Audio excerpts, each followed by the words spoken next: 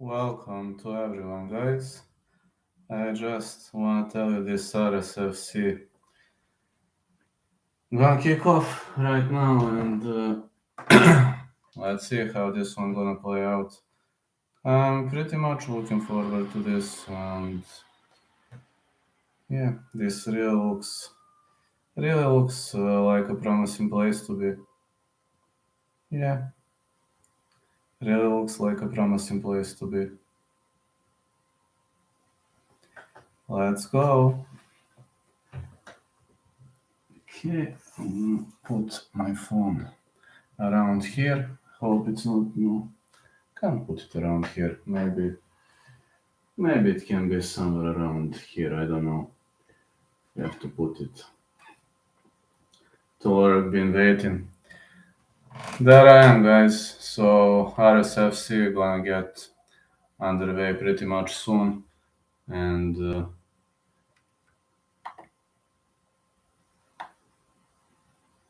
I'm announcing there will be some issues. Just one thing, please.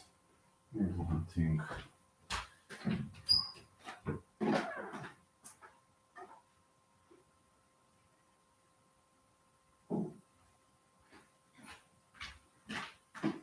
There was something I had to do. Here I am. Nobody's home today, so I can add video. I can have a solid connection, and this looks like a great place to be. Oh, sombrero. Let's go, sombrero. RSFC kicking right off the bat right now. Well, I started loving this promotion, honestly. I really started loving this promotion with the arrival of Fernand Lopez. He really did a great job by pushing this promotion to the next level, and I'm pretty much happy to say that this guy is going to work his way through. I'm glad that RSFC is progressing 2nd September 2022. Paris Dome, Sports Stadium of Paris, Accor Arena. I'm so glad that the promotion is progressing. Robin Black, Simon Harding, and Veronica Macedo are here. You know all Veronica Macedo.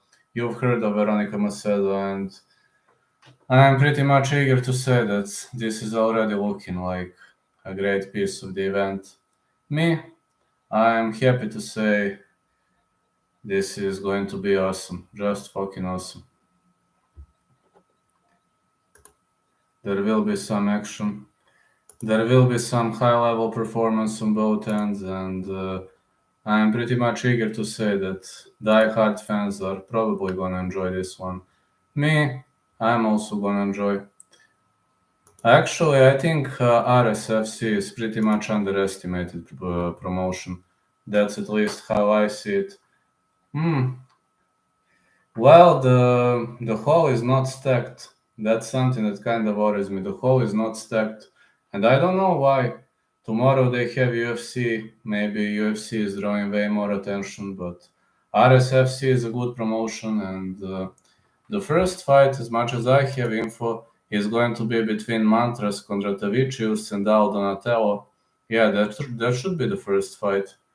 Donatello versus Kondratavicius, Batushir versus Didrik, and Glasgow versus Begay. This is preliminary card, and then main card. We got Chamsudino versus Paley, Faidin Haag, Violet Tudela, Naya Kroll, Nuftilaya versus Trabelsi, that's heavyweight belt fight, and Tekenah versus Siric. First, this preliminary card, I believe it's gonna bring the real Night of Wars, and I'm really much looking forward to having a great day here with my lovely lads and with everybody who loves RSFC.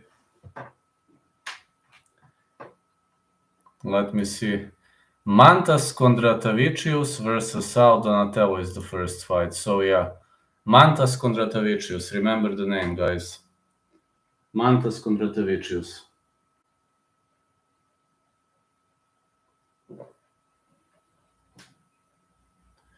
That's him. Of course, the home fans are going to chant for, well, you know that already. Home fans, home crowd are going to chant for the other guy. They can't chant against Donatello because he is a Frenchman. And me, I am pretty much looking forward to it. And I have to say, this is going to be a good night. I have a feeling this is going to be an excellent night. Sometimes, there are situations when it's very hard to stay positive, but I've been through COVID, I've been through the worst in my life, and now it's time to rock and roll. At least I can say that I'm pretty much looking forward to it, and I can say that this is going to be a great night for all of us, for all the diehard fan for every single diehard fan of the greatest sport in the world. This is going to be a great night.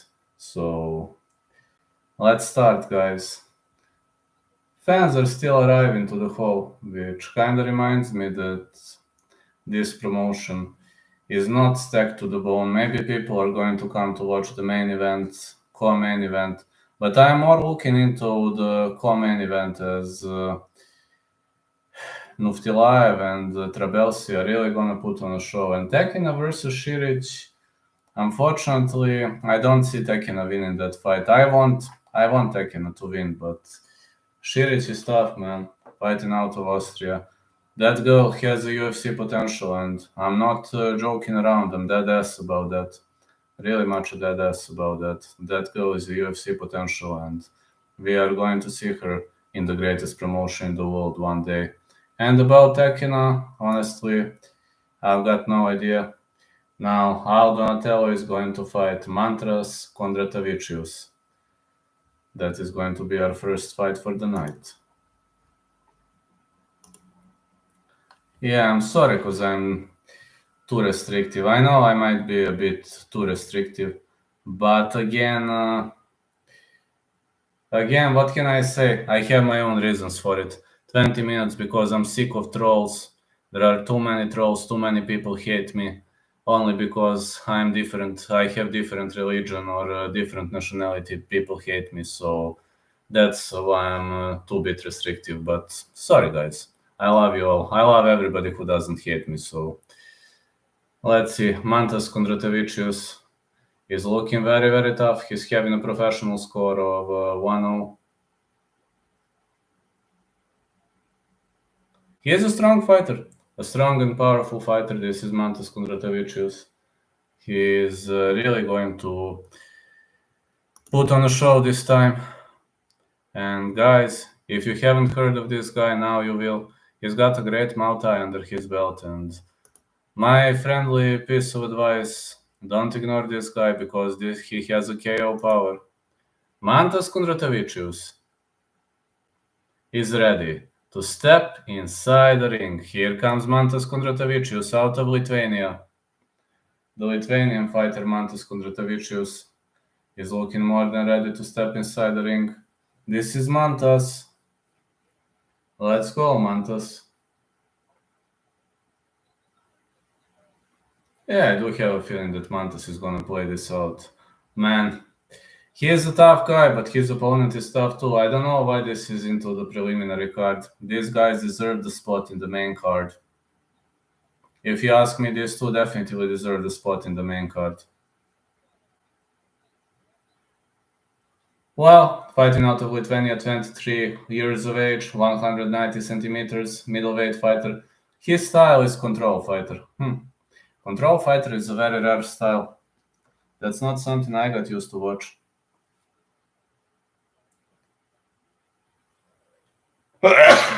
Sorry. At least that's not something I got used to watch. Control fighter. Mantas Kondratievičius is stepping inside the ring. Now it's time to introduce his opponent. Donatello. One professional fight. And he's going to make his second fight at Ares. He's got those nasty elbows, but he's saying that he is a great all-around fighter. I train at MMA Factory. If he's an MMA Factory fighter, Mantas Kondratavicius, he's gonna have a hard time tonight. He's definitely gonna have a hard time tonight. I know he's very aggressive. I know he's very aggressive too. Yeah, I know he's very aggressive also. I can guarantee you that.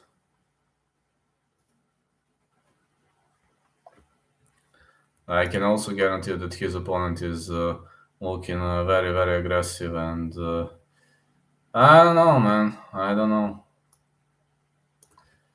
Al Donatello is ready to step inside the ring. I just have to see something. How's Al Donatello gonna roll out here? Man, this looks like a decent place to be. Al Donatello! Here he comes. The flag of Brazil. Al Donatello. I'm really much looking forward to this guy. This guy is definitely gonna bring some sympathies here. Many people love him. And he is a fan favorite. Of course, he is a fan favorite because he trains at MMA Factory as well, as you know. He is MMA Factory fighter, and of course, he is a fan favorite because they love guys like him. They love guys like him. It's pretty much known in this world that these guys are pretty much loved and expected. Al Donatello, 185 centimeters, 6'1". Well, he is a middleweight fighter, an all-around fighter. That's what he says. He says that he's an all-around fighter, and let's see how this one gonna play out. Al Donatello is pretty much ready to step inside the octagon. I'm really much happy to say that Al Donatello is definitely gonna put on a show tonight. Let's go, Al. These two guys are gonna throw punches at each other. They are really gonna throw everything they have on each other. And me, I'm expecting a true bloodbath. I'm expecting a true war.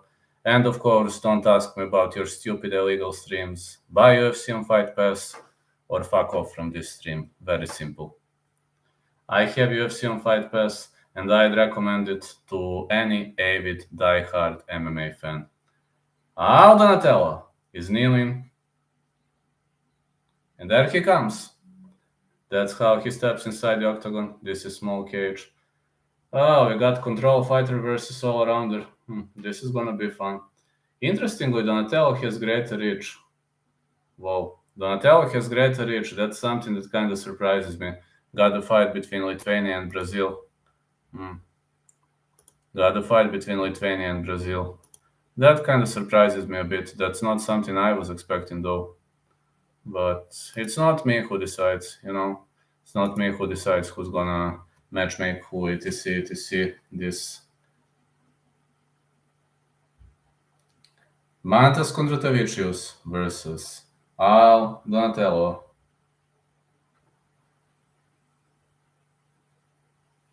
I'm really looking forward to it, lads.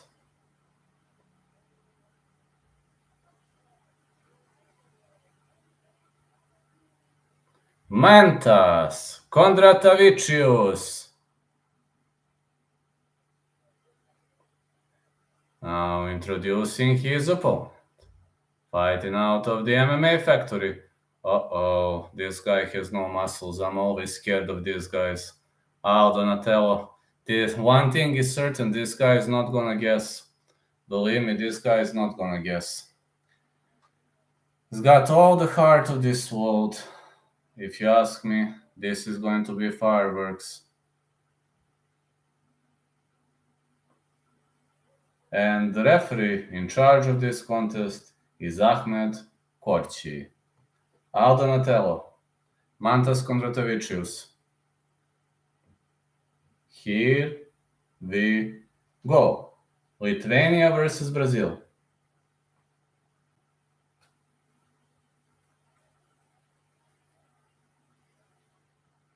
They touch gloves. The Brazilian fighter is left-handed. Southpaw fighting stance from Donatello. Donatello is trying to shoot in. Kondratavicius is trying to stuff a takedown. Now separation of Kondratavicius. Donatello with a middle kick. Kondratavicius on the retreat.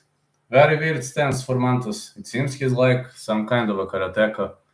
Oh, Donatello misses with a spinning back kick to the body. Donatello looping. Wow, 1-2. Donatello is trying to shoot in. Mantas with a great reversal. He's got a wizard. Big knees to the head by Mantas. Mantas is spamming those knees all over the place now. He shoots in and he wrestles. Excellent cage control by Mantas Kondratavicius. Donatello is trying to drag him to the ground. Mantas grabbed the fence.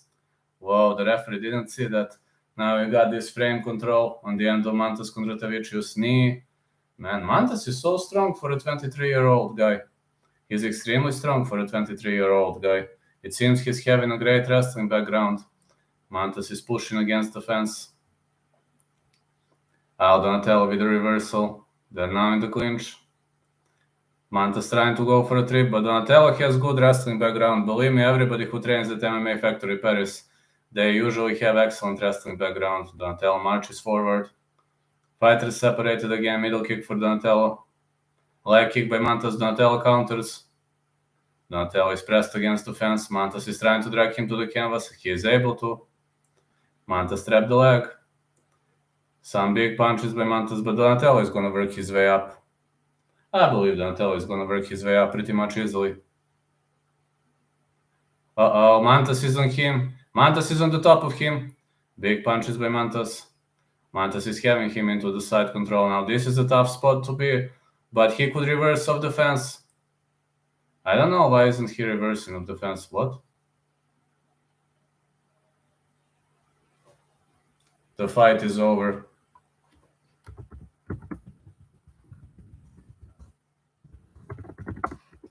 TKO round 1, shoulder injury.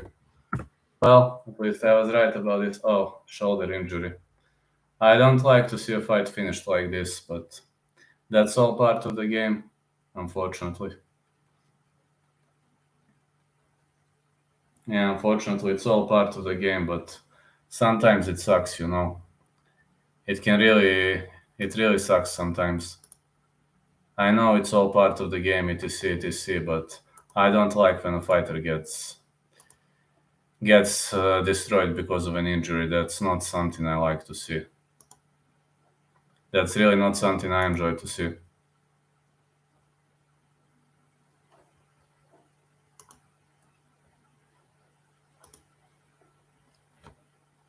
Man, I'm sorry to hear. Oh, Donatello is on the ground. He's having this shoulder injury. I think this is dislocation. I think he dislocated his shoulder. I don't know how this injury happened, but it looks pretty much terrible. I hope this guy is gonna recover. Oh man, this shoulder is looking really bad. I think this is a shoulder dislocation, man. This is not looking good. Really, really looking bad for Donatello. Now we'll have to focus on the next upcoming fight. Rasim Batush is going to fight Amari Didrik. Let's see. Some knees landed here. Okay, but Donatello was okay. He was looking pretty much okay. Let's see. Mantas dragged him to the ground. Maybe he fell on that shoulder. I don't know. Oh, he fell when he was down. When he was down, he felt something. Something happened with that shoulder when he was down.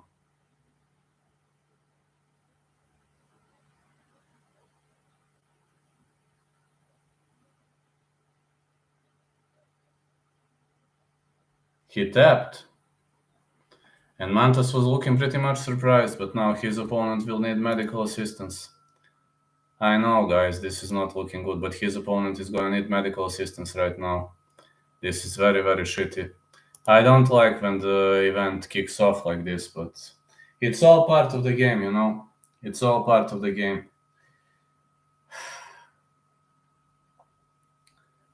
Mantas Kondratavicius won, but that's not the way he wanted to win. Nobody likes to win like this.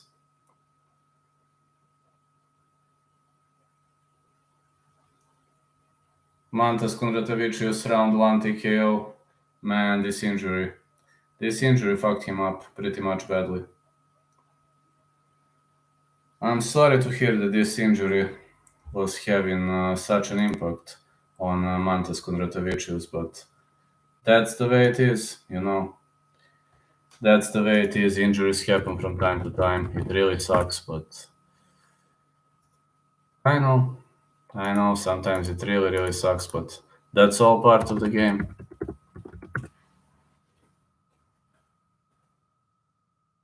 The game is not always perfect, and I hope in the next fight we are going to see something better. I really don't want. I really don't want these things to repeat again. This is really, really, really bad. You know, you're feeling really pathetic when you see something like that. And hey, French fries, how are you doing, friend? Well, I'm watching RSFC. Just purchased annual UFC Fight Pass membership, and I'm feeling amazingly. How are you doing? Actually, my sponsor purchased me that.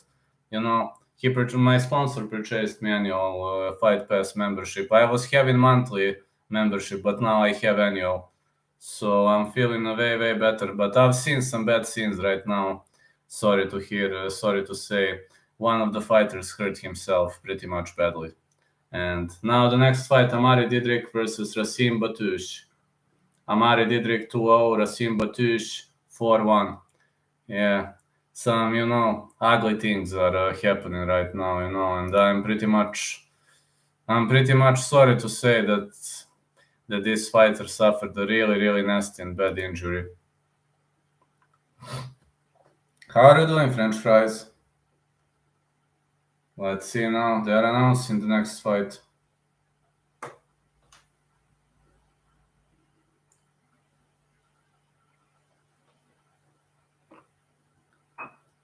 I just hope we are not going to see another injury because I really don't want to see it, man. I really don't want to see another nasty injury. That's not something I need this time. Amari Didrik versus Rasim Batoush. Both fighters looking pretty much ready, and Didrik is powerful, but Batoush is also powerful. He's got power in his hands, got to say. This RSFC looks like a great promotion, but it kicked off with a fucking accident, man. I mean, the guy fell on his arm and shoulder got dislocated. This fighter is fighting out of Nottingham, 2 fights, and got to say that Amari Didrik is really, really looking to fish for a knockout, while his opponent is more of a technical fighter. Rasim Batoush, it depends. It really depends. Sometimes he's gonna fish for a KO, and sometimes he will take part in a technical warfare. There are no rules with him. Yeah, you can't say there are rules because there are no rules when you're fighting him. That's the way it goes.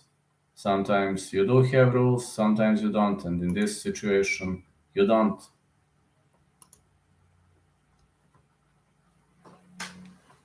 Let's see now how this one gonna play out. The first guy to enter the ring.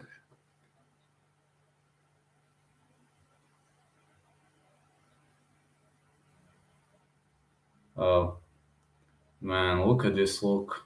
This guy is looking so fucking powerful. These guys are beasts. Believe me, you don't want to take part in the fight with them. Amari Didrik, fighting out of England, 27 years of age, 5'11", 77 kilos. He is a fearsome striker, but he can take part in all kinds of games. He's not limited to striking, if you know what I mean. Every fighter trains every single aspect of the game, and that's the way it is. Everybody trains everything nowadays.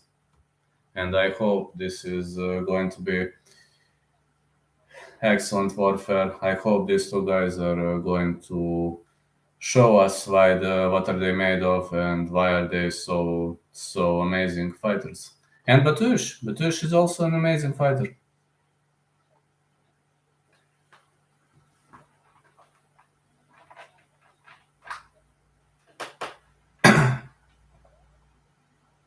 Let's go now.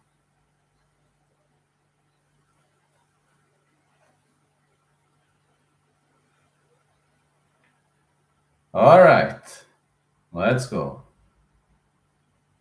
Amari Didrik is inside the ring, and it's time for his opponent, Asim Batush. 5 fights, 4 victories, very quickly in pancrase when MMA was not yet legalized. I used to compete, then I have a long break in MMA. 4 years since I haven't fought in MMA, been focusing on striking. He was fighting in kickboxing, K1. It's like a return to MMA. He's got fearsome striking, but I predict this is going to be a stand and bang fight. Somebody gonna go down here. This guy was fighting in Glory.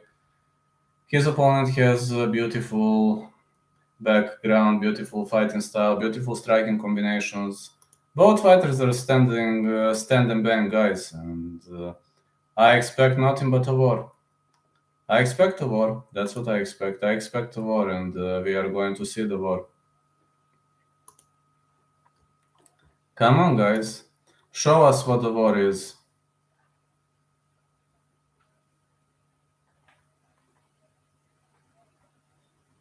Let's go, guys. Rasim Batush. One way or another, somebody is gonna go down here. Somebody is gonna go down here tonight. Let's go. I predict this is going to be a violent stand-up affair. That's at least how I see it. But again, it doesn't have to mean that I'm right. Because styles change, game is changing, everything is changing. 4-1 for Asim Batush, 25 years of age. 5'11" also. Two fearsome strikers gonna take part in this fight. Yeah, two fearsome strikers. They are really gonna take part in this fight, and they are really gonna smash each other. I wonder who's gonna smash whose nose. That's what I wonder nowadays.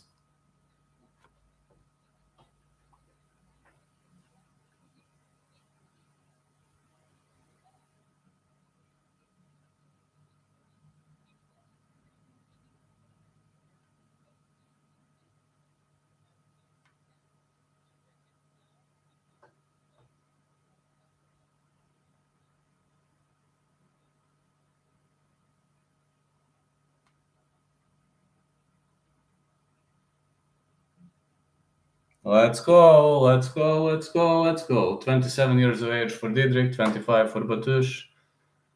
Interestingly, Batush is having greater reach. Pretty much greater reach, which is kinda at least weird for me in the first place, but let's see how this one gonna play out.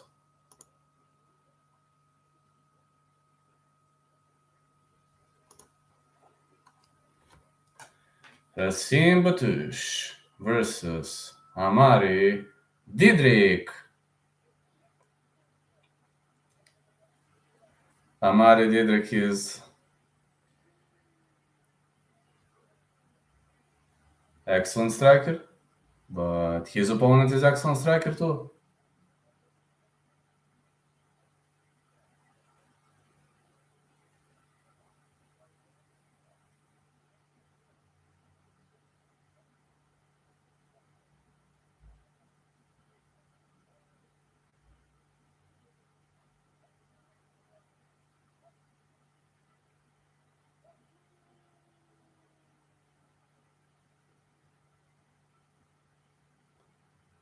Well, Amari Didrik is the guy with the beard.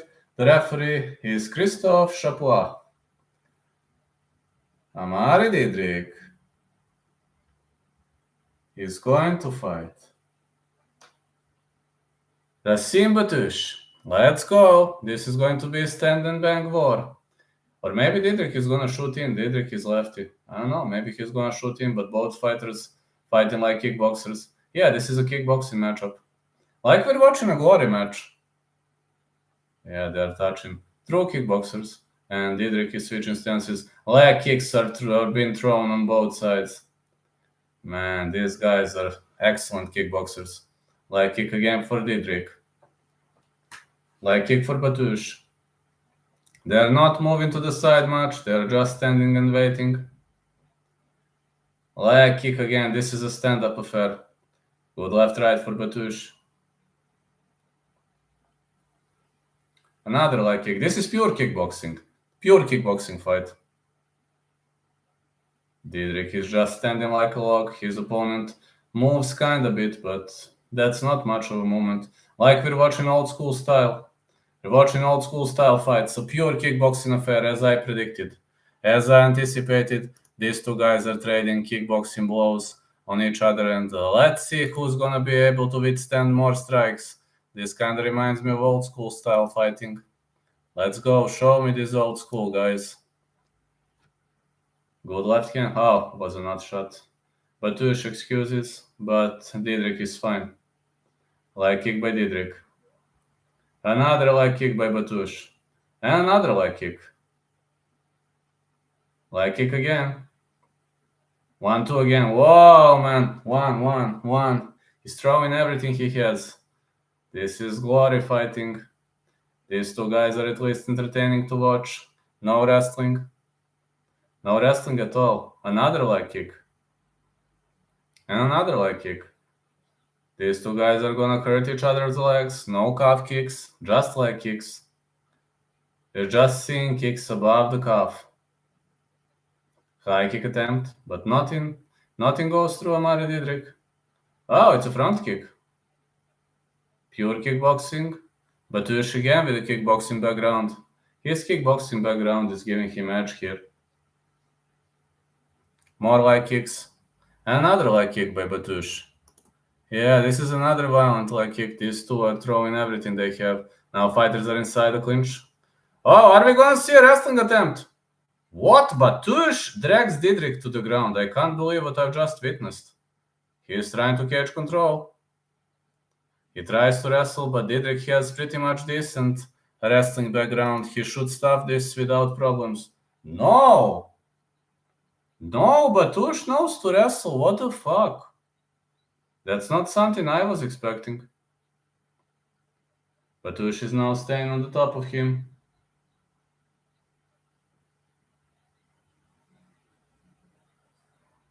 Good punches by Batush. His opponent is rolling into a turtle. Whoa, Batush in the back mount with both hooks in. And his opponent is in a big trouble. When you're stuck in a back mount, this could be tricky. Now he could fish for a rare naked choke. Batush is on the back. He is hitting hard. Some hammer fists.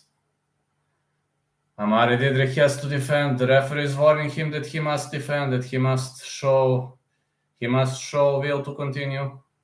More punches. Diedrich is looking okay, but man, Batush is pissing him up. Got to let the fighter take some punishment. Uh-oh, no bridging on the end of Amari Diedrich. He is now on the side. Oh, great reversal by Amari Diedrich. His opponent stays on the back. Great wrestling by Rasim Batush. He is trying to hoop on the back of his opponent again. Interestingly, I see blood on Batush's cheek. He is trying to crush his opponent's posture. Excellent wrestling. We're seeing some excellent wrestling on the end of Rasim Batush. More punches of the top. We are not going to see shutting down, but this looks great. This really, really looks great. Diedrich is getting back to his feet, but Batush keeps crushing his posture. 20 seconds left until the end. More knees and more knees. Heavy knees are thrown. Yeah, we're really watching some heavy knees. Are we going to see a choke attempt in the dying seconds of round one? Batush is fishing for body triangle. He locked that body triangle tight, but then his opponent, Amari Diedrich, was saved by the bell. We can't call this an MMA comeback. We can call this MMA demolition magician because he's really demolishing everybody in MMA.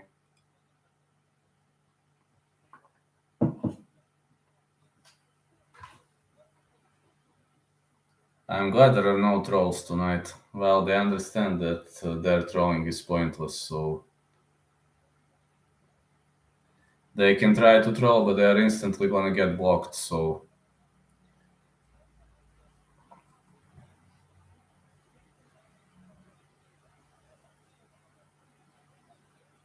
I'm surprised by Batush's level of wrestling. His wrestling is really, really outstanding. Diedrich made one good sweep, but other than that, Batush's wrestling was pretty much on point. And if Batush drags this fight to the ground again, he's gonna win for sure. Great, great wrestling, great ground game, gotta say. Thoughts on the main event? I think Siric is going to win. I would like to see Tekenah winning, but hardly. Hardly. Batush thrown way more strikes in this round, and Batush is leading. He's leading the touch gloves. Let's see. Kicking off again in the stand-up. Another kickboxing affair. Let's go. Leg kicks followed by punches to the head. Let's kickbox, guys. These guys are not moving on the tips of their toes as well as you can see. Pure kickboxing moment. Whoa! Diedrich drops him! They are taking part in a violent affair. Head kick. Head kick by Diedrich. Batush is trying to wrestle. Diedrich with a knee to the head. Big punches for Diedrich. He smelled blood. He needs to attack now. I think Batush recovered. But this was a knockdown. If they scored knockdowns, I thought Tekenah looked good on tape, but I know you took Siric. Yes, I took Siric. I'm a big fan of Tekenah, though. I'm a very big fan of Tekenah.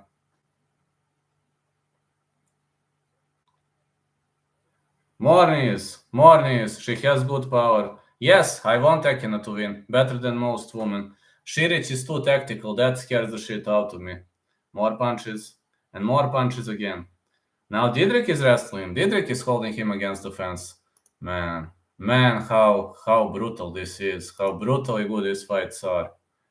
It seems Diedrich wants to stand and bang. High kick by Diedrich. High kick by Batush. Let's go, guys. You see, they're not on the tips of their toes. Big left, right. And another big left, right. More punches. More punches are thrown.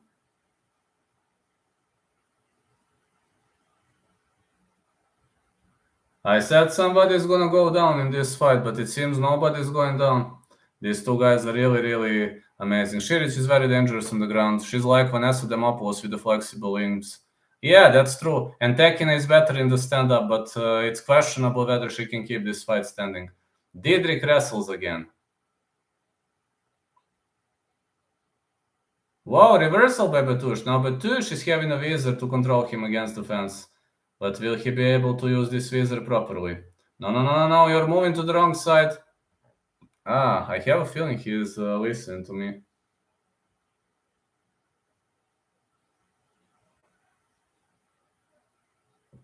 Do have a feeling he's listening to me.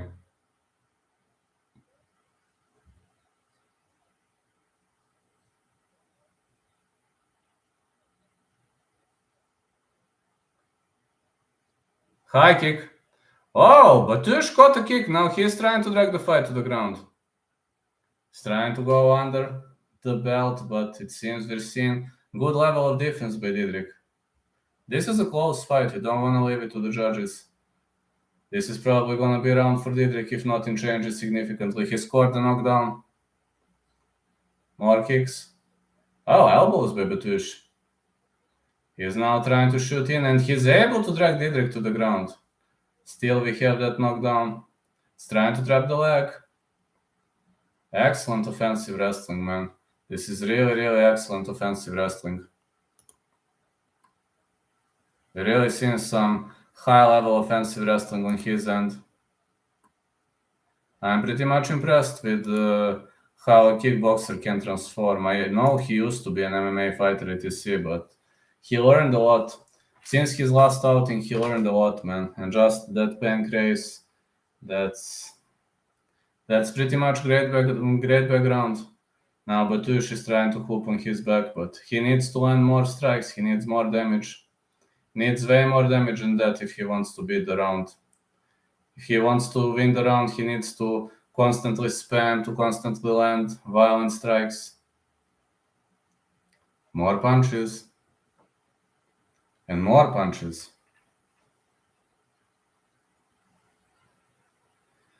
Diedrich needs way more Batush needs way more damage than this. This is not gonna bring him round, you know. Damage matters. He's got back mount with both hooks in, but again, this is not BGG. This is not BGG, guys. This is MMA. Damage matters the most. Uh-oh, Didrik slips out of this position. Now Didrik says, let's stand and bang. More strikes for Didrik. Didrik with 1-2. More strikes for Didrik again. The high kick. It's another high kick for Didrik. Well, this is French promotion, but Fernand Lopez is doing a heck of a job. I'm really much impressed with Fernand Lopez's knowledge of MMA. He really made one of the greatest gyms in the world, like kick by Didrik. I think it's 1-1. We are now going to head into third round. The crowd is thrilled, as well as you can see. They are chanting. Crowd is pretty much thrilled. Let's see, Cutman. Didrik versus Batush is pretty much fun combat. I can tell you that this is pretty much fun combat, and fans are enjoying this. Fans are really much enjoying this. Look at this big right that dropped Batush. I heard Tekenah is training at MMA Factory, but couldn't confirm it anywhere. Do you know if this is true? Yes, this is true. Yes, this is true. I have one guy at my gym who used to train at MMA Factory. Yes, Tekenah is training with them. Yes, she's training with them. MMA Factory, guys, you know what is the trademark of MMA Factory, guys? This is their trademark.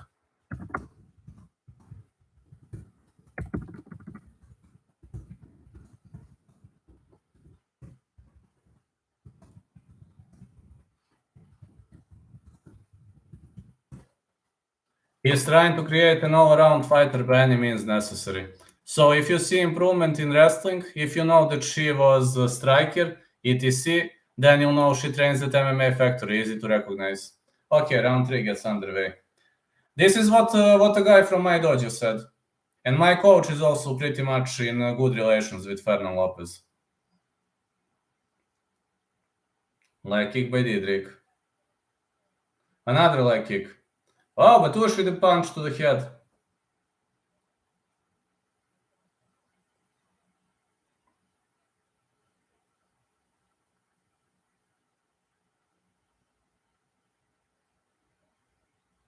Leg kick again and again.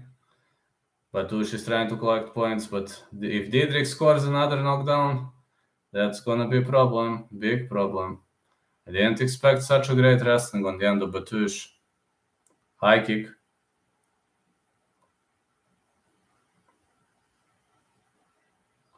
Oh man, this is a leaping hook. I like when a kickboxer does it. This is new age kickboxing. No, the era of leaping hooks, it's like the last 2-3 years. It was not popular priorly. These fighters are pretty much fighting on the central line. This is like an old school fighting, but both of these guys are strong and they want to make a damage. They're not moving too much. Oof, what a leg kick, man, by Didrik.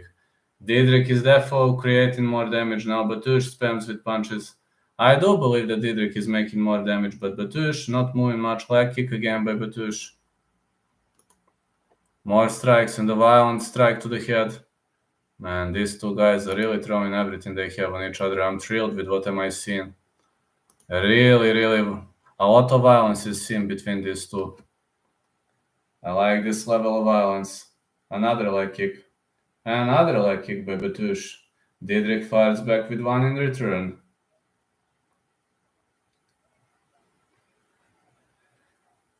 Well, this really looks like a pure kickboxing fight. No calf kicks. No spins. These guys are trying to collect points. It seems this one goes the distance.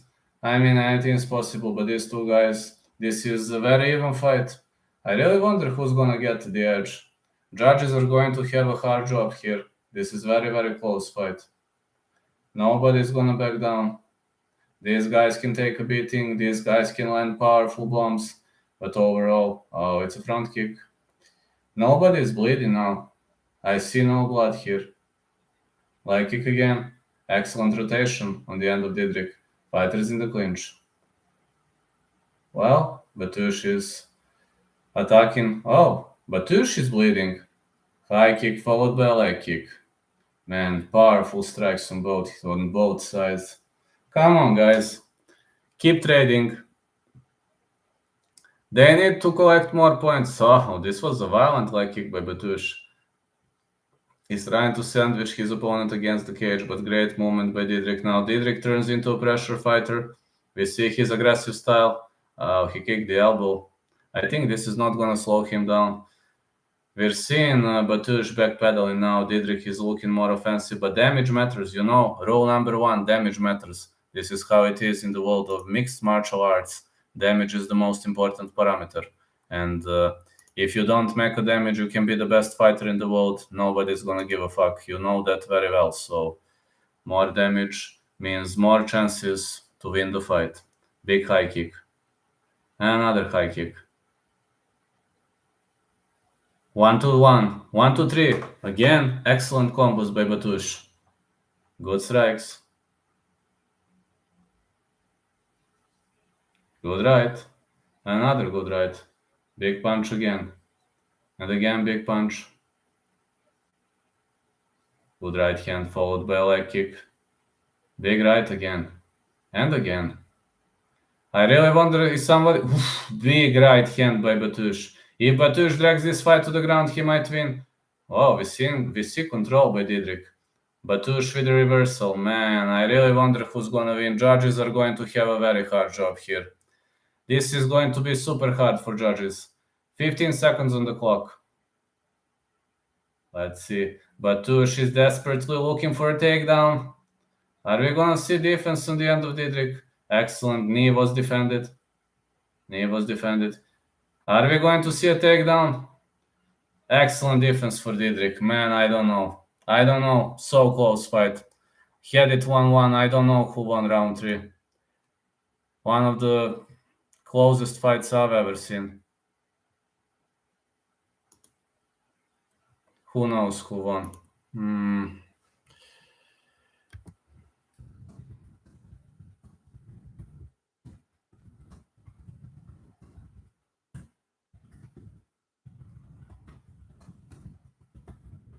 I think it's gonna be split. Only split here. We can only see split decision here. Next fight is Igor Glasko versus Paulo Imbegay. I'm gonna tell you one thing. Paulo Imbegay is super underestimated. That guy could pull out an upset. Glasko is too heavy favorite. I don't know why, honestly. Agreed. Hold on. I must see who's gonna win. This can only be split. What do you think? Who won? 79, 52, 36, 41, 2 takedowns, Batush. I don't know, man. Batush destroyed him in the first round, but Didrik was good in other 2. Hometown. Okay, let's see.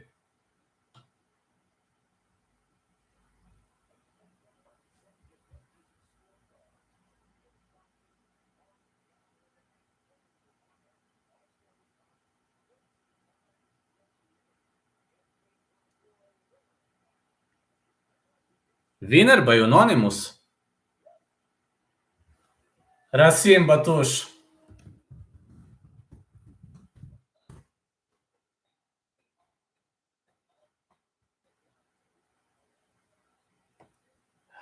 Didrik won round 2, but Batush won rounds 1 and 3. Should have been a split at best. Split, man. I don't know why this is UD. This could have been split. Hometown judging.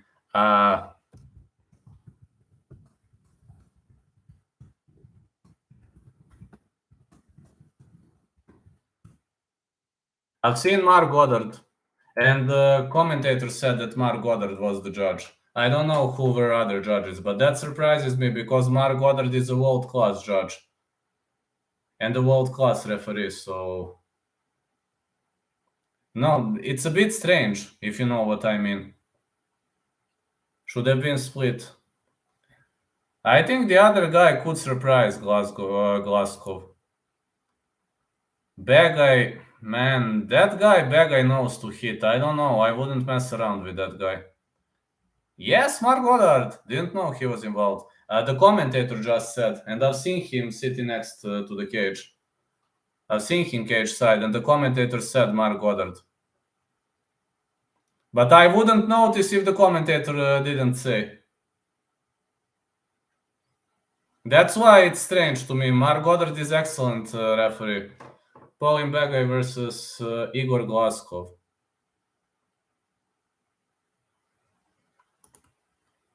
I mean, you can say if there are some unknown judges, etc., but this is not a trash judge. This is excellent judge. Oh, look at this. Look at this guy. This is Fernand Lopez. Man, that's a great guy. Yeah, it's true. You can't say it, with judging. Let's see, Pauline Begay versus Igor Glaskov. Glaskov is heavily overrated. I don't know. The odds are pretty much off point. Let me check the odds. Okay, I must check the odds briefly. Let me see. Mantas was the underdog.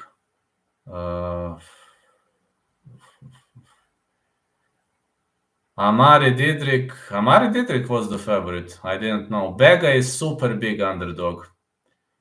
So Begay is super big underdog. This is insanity. I come from MMA Factory with 3 fights. My last fight sold it out with a defeat. Today we come to level things up. Man, odds are pretty much off point. People wanna pay the OV tax. I know what you mean by that. I don't want Glaskov to win, honestly. I think Begay is super underestimated. His career has risen, and here we are. I hope you public are ready for this fight. Make some noise, enjoy the music. Okay, man, but you win. But you do us a favor and win. You have a tough opponent. Just do us a favor and win. I know, man. I just want Begay to win, but it's gonna be hard. Glaskov is having excellent ground game. Begay is better in the stand-up, but the question is, can he keep it standing? That question scares the shit out of me. Can he keep this fight standing? I believe he can. And I want him to do that.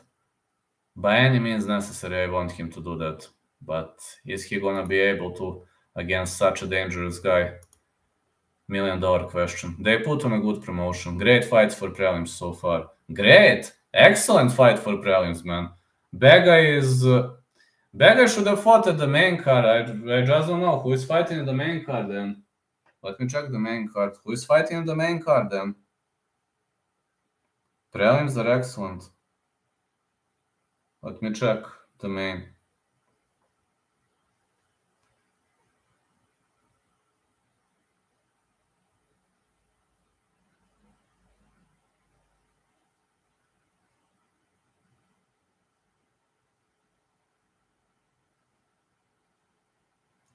Main card is even more stacked. Pauline Begay, 26 years of age. French fighter. Main card, this feels superior. Yeah. Yeah, main card is even more stacked. I was checking now at my phone. We got Shamsudinov versus Palet. We got Samir Faidin, Shajidul Haq, Cage Warriors, Teddy Violet, Giles Sudelia. I don't know this guy. Nahaye versus Kroll, good fighters. Nuftilai versus Trabelsi, a belt fight, and Tekenah versus Siric.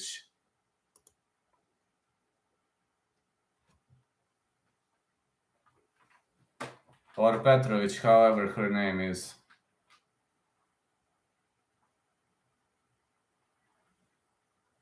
Maybe she changed her last name. Maybe she married. I don't know.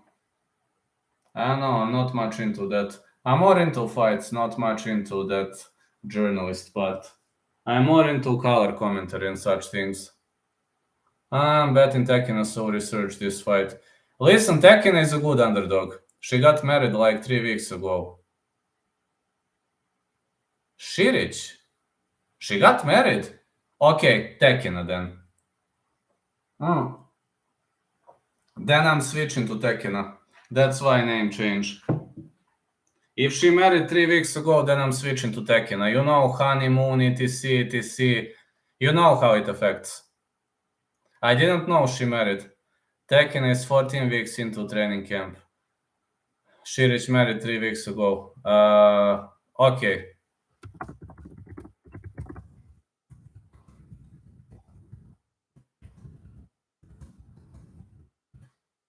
I didn't know that. I really didn't know that. Here comes Igor Glaskov. He's got a beard. He's a great wrestler. I didn't know that she married 3 weeks ago. I'm more into fighting, fighting because I also train MMA. I'm more into technical part of the game.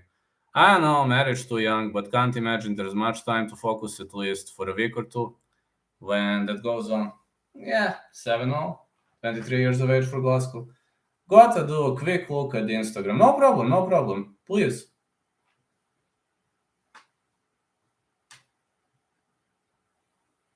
Man, I didn't know that she got married. Thank you for all those info.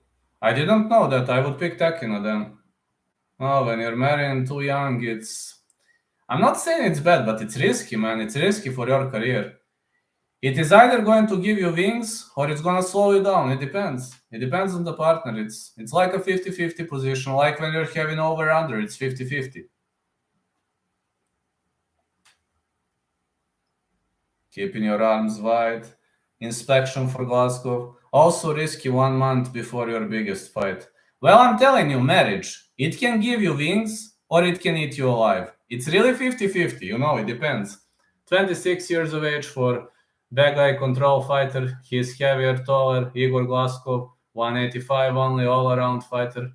Rich on the edge of bad guy. Bad guy is way taller, 6'5", but he has to be cautious, man. I'm afraid of guys like Igor Glaskov, no muscles ever. He doesn't have a single muscle, man. These guys are the most dangerous. Telling you from my own experience, I wouldn't mess around with those guys.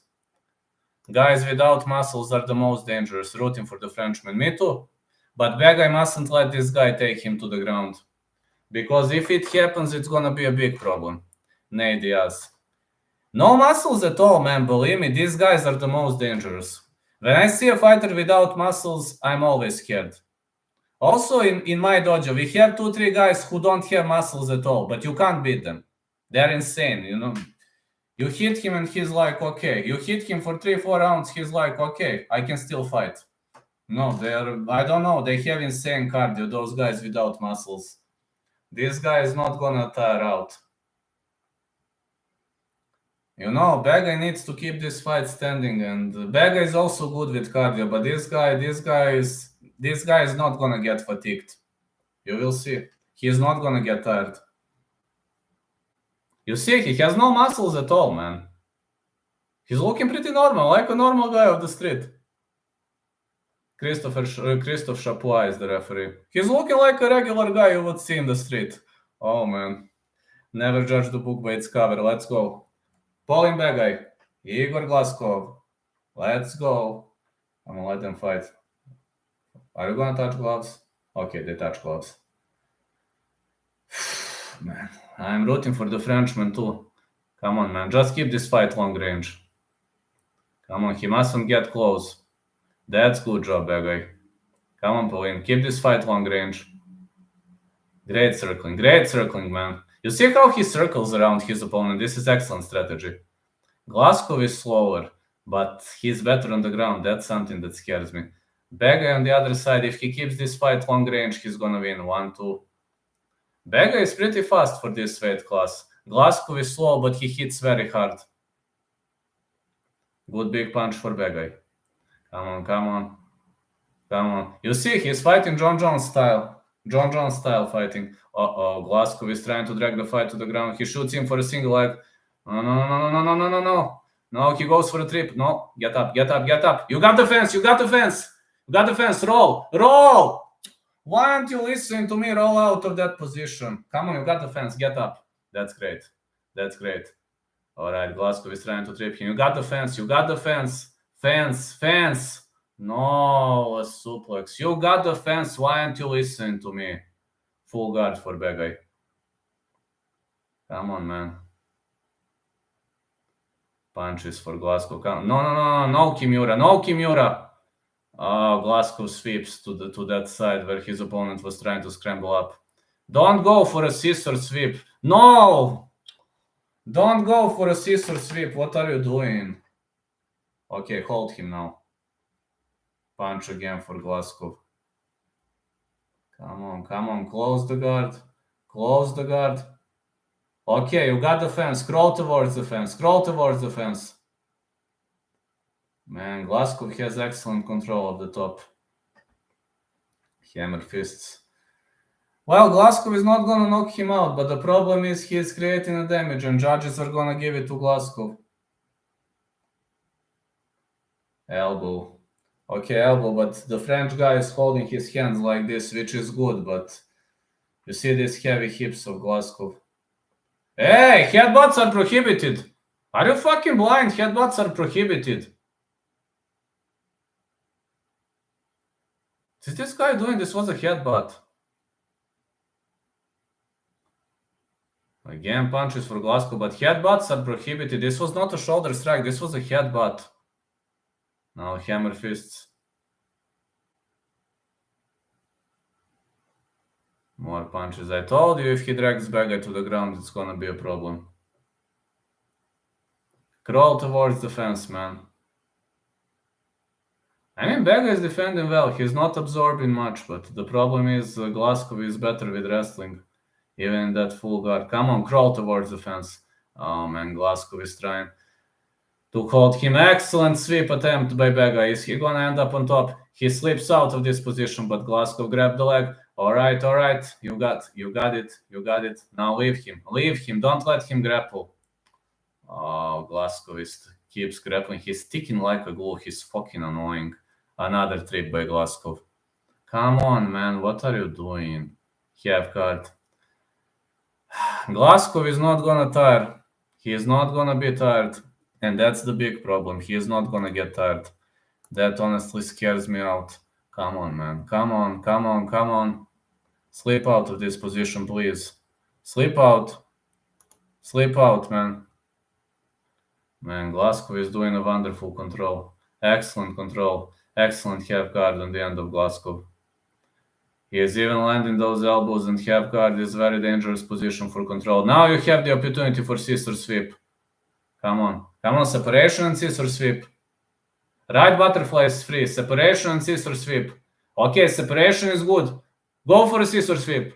Go when he's going up. No. It seems Glasgow is too tough when he's on the top of his opponent, and this irritates me a lot, guys. Elbows for Glasgow. I don't know what is bad guy gonna do, but whatever he does, he mustn't let this fight get dragged to the ground. Glasgow is not gonna guess. No way he's gonna guess. Punches to the body. This is clean round for Glasgow, unfortunately. Some hammer fists. End of the round. Bega is not tired, but we have a big problem.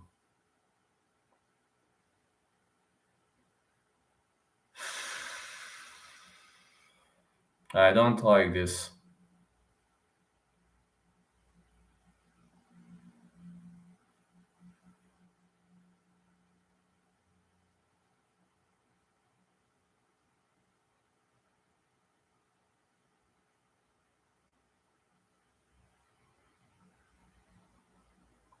We've seen a great sweep on the end of Begay, but a great sweep of the fence, but Glasgow caught the leg and... Yeah, we've seen an elbow of the bottom, but that was one of the rare attacks we've seen. Man, I don't like this at all. Begay is playing a losing game. Glasgow is not tired at all. You see? He is looking fresh. Begay is also looking fresh. 3 takedowns for Glasgow. This is clean round. Clean round for Glasgow. What can I say?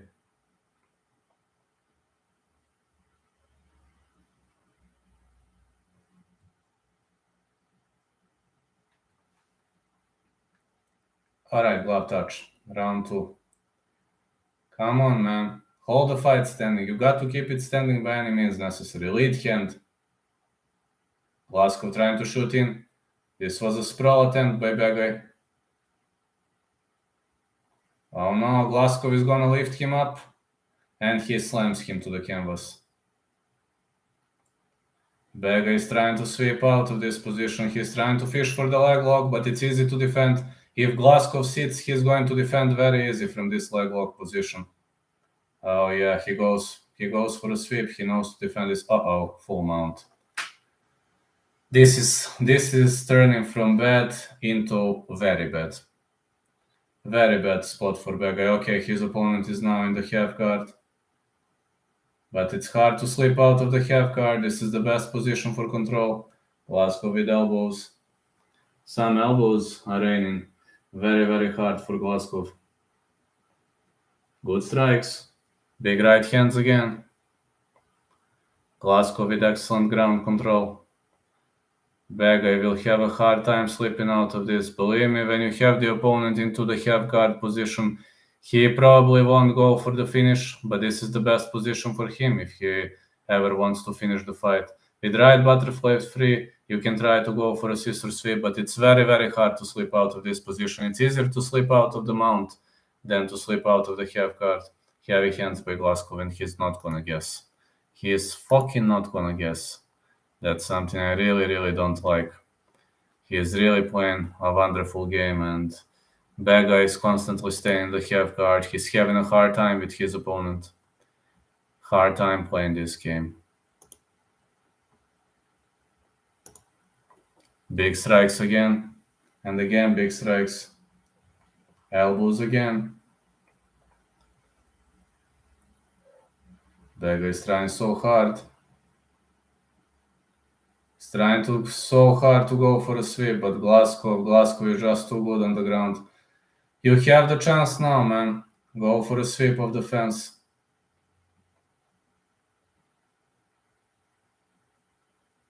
Some elbows are thrown. Punches again and again. Heavy hands by Glasgow. Another heavy hand. These two guys are trying to take part in a scrap, but Glasgow doesn't want to go for the finish, I told you.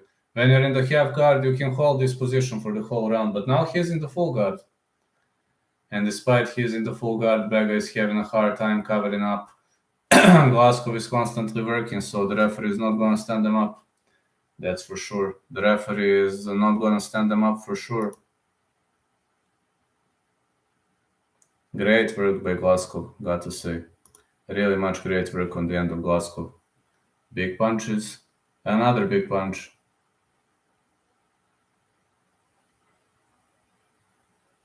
Heavy hands again for Glasgow.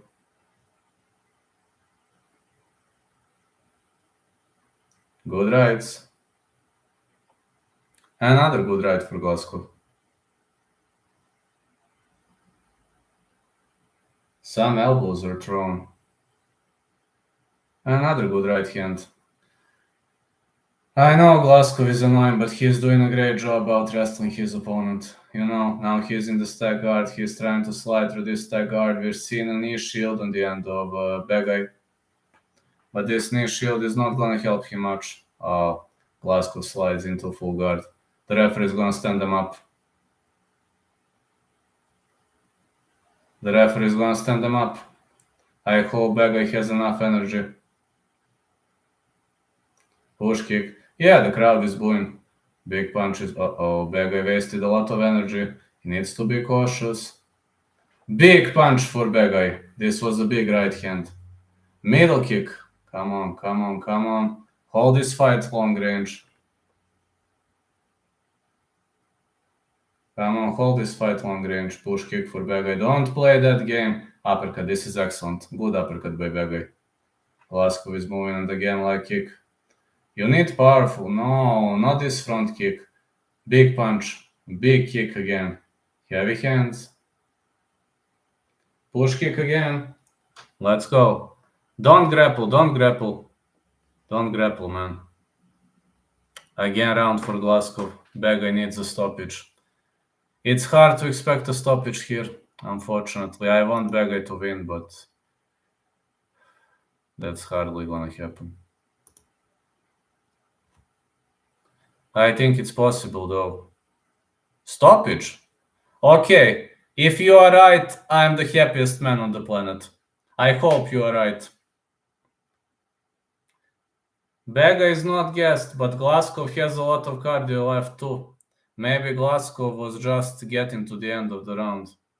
But something looked iffy at the end of that round. True. Holy yeah, you are right. You are right. He looked a bit tired, but maybe he was just preserving energy. Bega looked fresher, that's true, but Bega needs a stoppage now. Okay, if he stops his opponent, I'm the happiest man on the planet. Again, clean round for Glasgow. Bega needs a miracle. He needs a miracle, man. 2-0 Glasgow. Bega needs a miracle.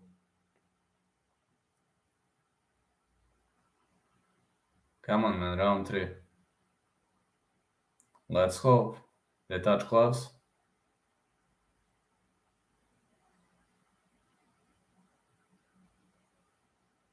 Okay, let's see. More punches. Glasgow is trying to shoot in. Bega needs to stop this takedown attempt. Glasgow holding him against the fence, and he trips him again. Fuck. That's what he wanted to do. Instant trip. I know, man. Big shit. Big shit, man. Glasgow trips him again. Let's hope Christophe Chapuis is going to instantly get them. I mean, Glasgow is working on the canvas, but I doubt the referee is going to let him stay the whole round on the canvas. More punches for Glasgow. He's trying to trap his opponent into a leg lock. He's trying to slide into a side control, and Glasgow slides into a side control. Now he's going for an elbow. He could try to fish for the crucifixion. Elbow again. It seems Bega is trying to roll out of this position, but Glasgow returns to half guard.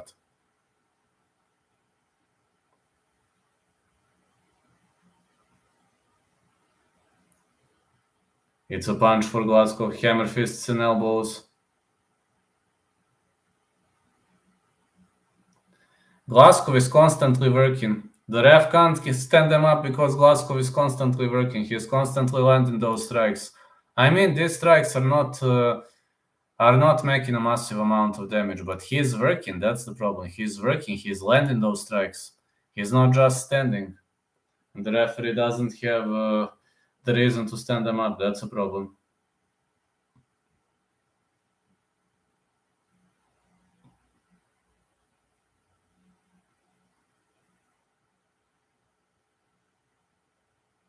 Oh no.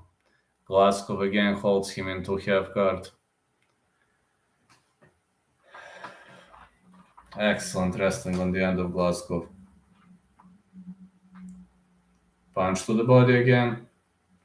Yeah, pure Dagestani style. What else can I say? Big rights.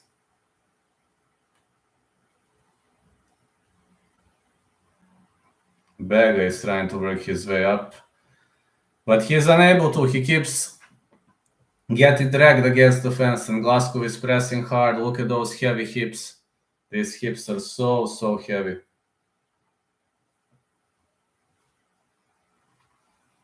Yeah, these hips are so heavy.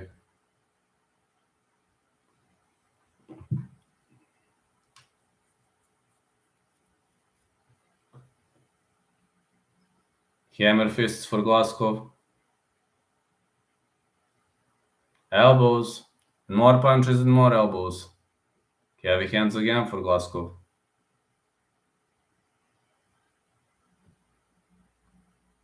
He's constantly working. The ref doesn't have the argument to stand them up, but I hope he will. More punches for Glasgow. Another punch. Some heavy hands are thrown here. Let's go. Come on, bad guy. Come on, man. Oh, ref, please. Bad guy is trying to go for a sweep. He's trying to go for a sweep of the fence. He's unable to. Not looking good for bad guy. This is going to be an unanimous decision for Glasgow. Good right hand again. And again, good right. Punch again for Glasgow. Glasgow is in the stack guard. He's trying to work his way up.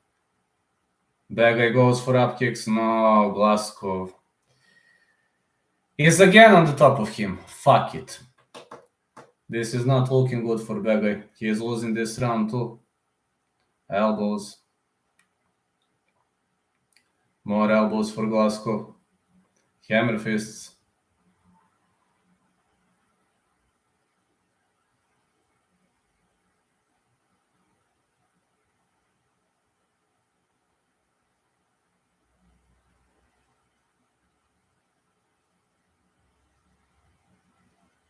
And more rights.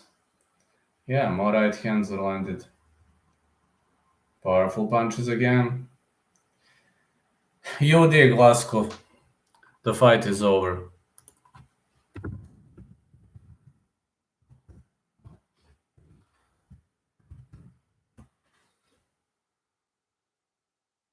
Let's see next fight. Shamsudinov versus Palais. Or Palette, however. Bobby Palette versus, I think, Ben Sudin Shamsudinov. He has some kind of a weird name.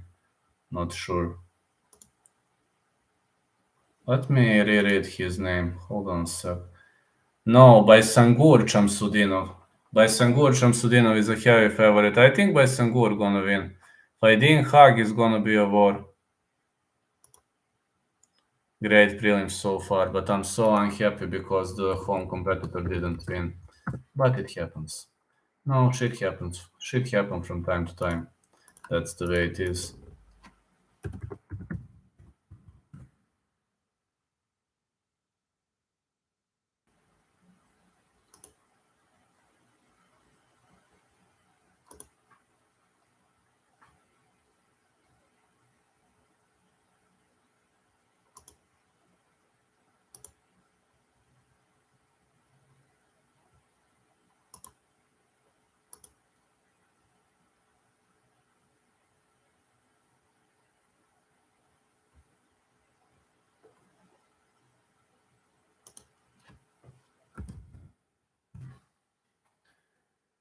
Glasgow won via UD. I'm pretty much confident.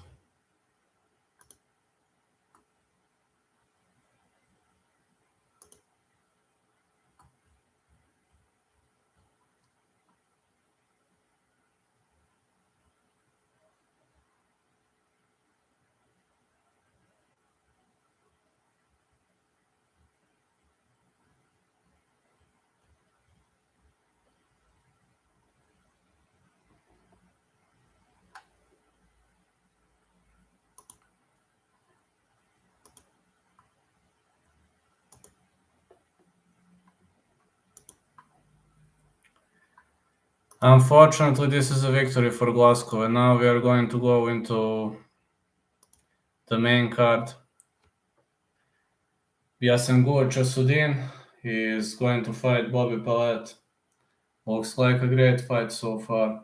I hope so. It's going to be a great fight. Just looking around, I'm hoping it's going to be a great fight.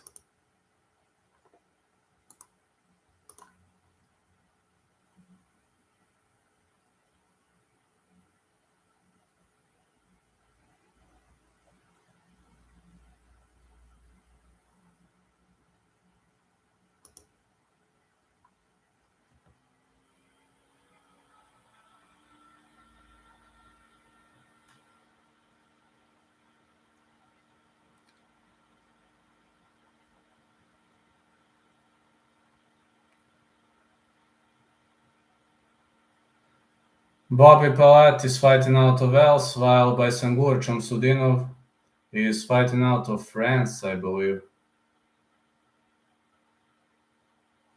I don't know where is he from originally.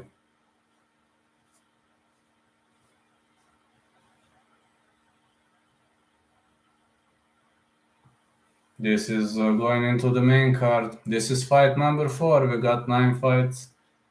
And it seems everything is looking perfect for now. UFC on Fight Pass, thanks God, works perfectly.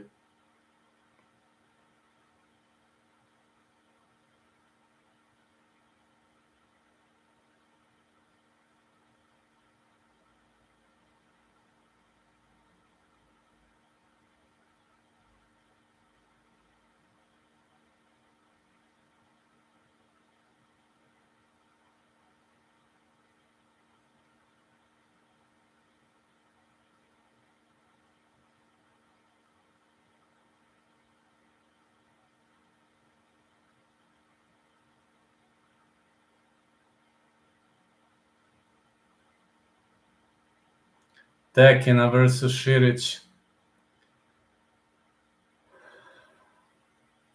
Or Petrovic. Yeah, the main card is getting underway, kicking right off the bat.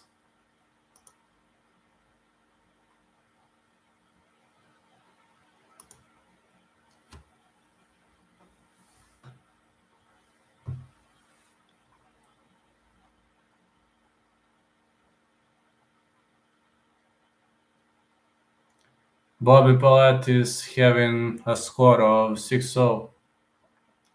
Or Bobby Palais, however you read his last name. If we're gonna go by English, we're gonna say Palet. If we're gonna go by French, then I assume Palais. I don't speak French though.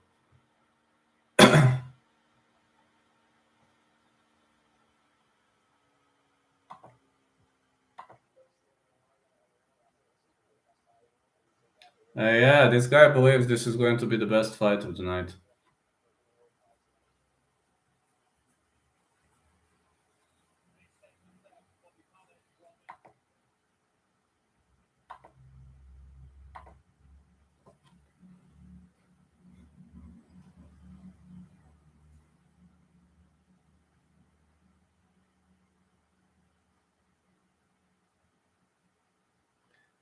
Bobby Pallet is stepping inside the ring.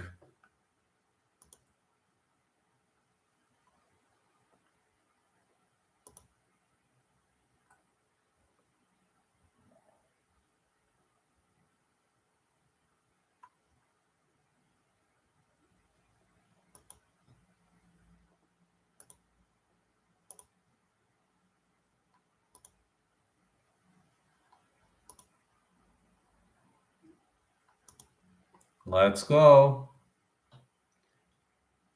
30 years of age for Bobby Pallet.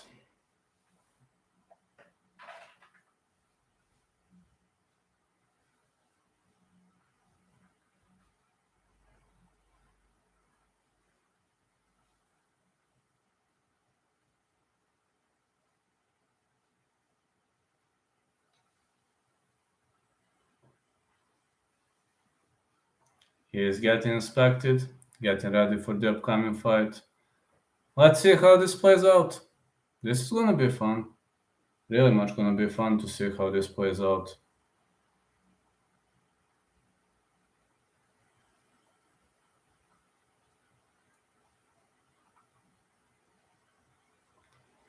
By Sangur Chamsudinov, his alias is Baki.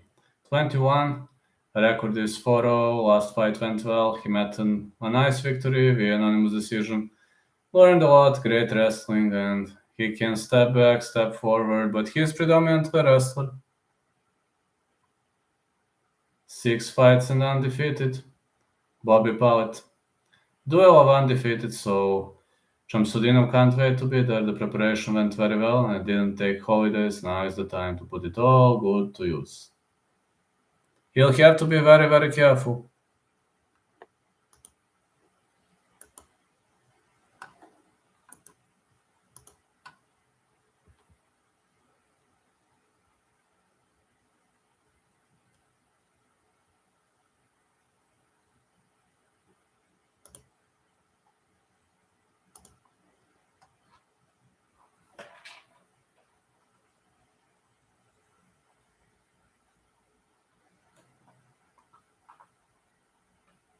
Shamsudinov, Baisangur, is stepping inside the ring.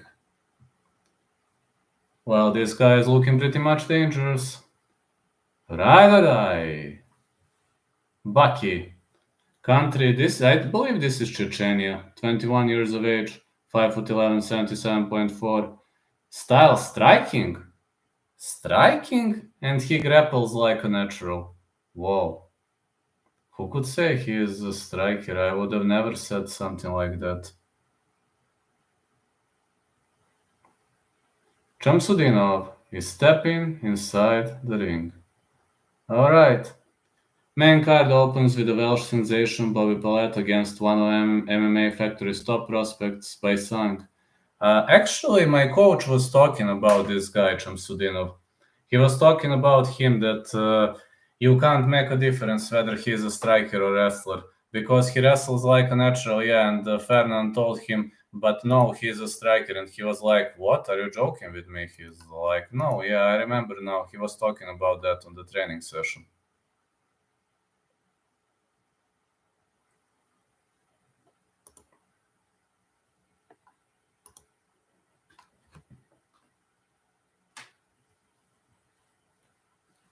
"30 years of age for Bobby Pallett, 6'2", 77 kilos.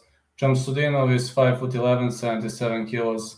Reach is going on the side of Bobby Pallett, but both of these guys looking okay. They are pretty much muscular. They have a lot of muscles. Let's see who's gonna defeat who.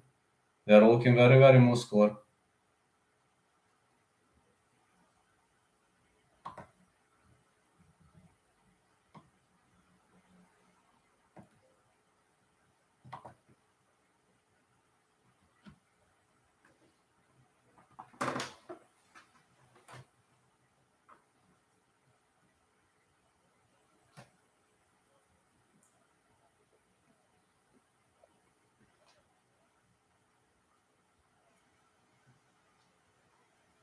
Let's go.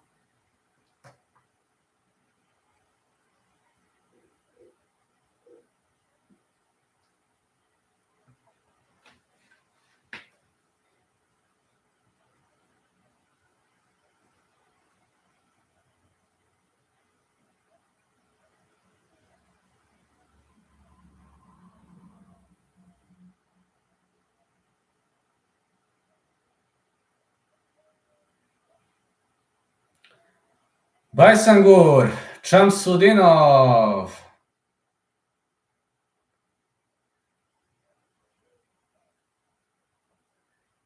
Let's go. Bobby Pallett. Baisangur, Shamsudinov. Mark Goddard is your referee. Just to know, Mark Goddard is your referee. Let's go. Okay, they touch gloves. Glove touch. Pallett with a leg kick. Shamsudinov is a striker. High kick by Bobby Pallett. Bobby Pallett with a jab. Shamsudinov with a leg. Oh, Shamsudinov is trying to wrestle, and he is a striker. Odd. He's holding his opponent against the fence, but Pallett keeps creating some distance. He keeps making some damage, and he is trying to outpace his opponent. He is trying to hold him against the fence, trying to drag the fight to the ground. And a trip by Shamsudinov. It's a trip by Shamsudinov, but Pallett is working his way back to the feet again. A wrestling suplex by Shamsudinov. Excellent throws. Shamsudinov is a great prospect for a reason. Now he's in the half guard, holding his opponent. Man, this wrestling. He is a striker and excellent full guard position for Bobby Pallett. Bobby Pallett is really doing a wonderful, wonderful job by this transition, by this full guards, and he is really, really working his way up. Pallett locked him into a triangle position, but he can't do much here, you know. Even if his opponent is locked, he really can't do much. He can only hold Shamsudinov. He could eventually try for a submission attempt, but Shamsudinov is holding his shoulders pretty much low. He is on the tips of his toes. He's pressuring a lot towards his opponent. Hips are heavy. Yeah, hips are very, very, very heavy. And Pallett could hold him like this, but The question is for how long, and maybe the referee is going to stand them up. Shamsudinov with a punch.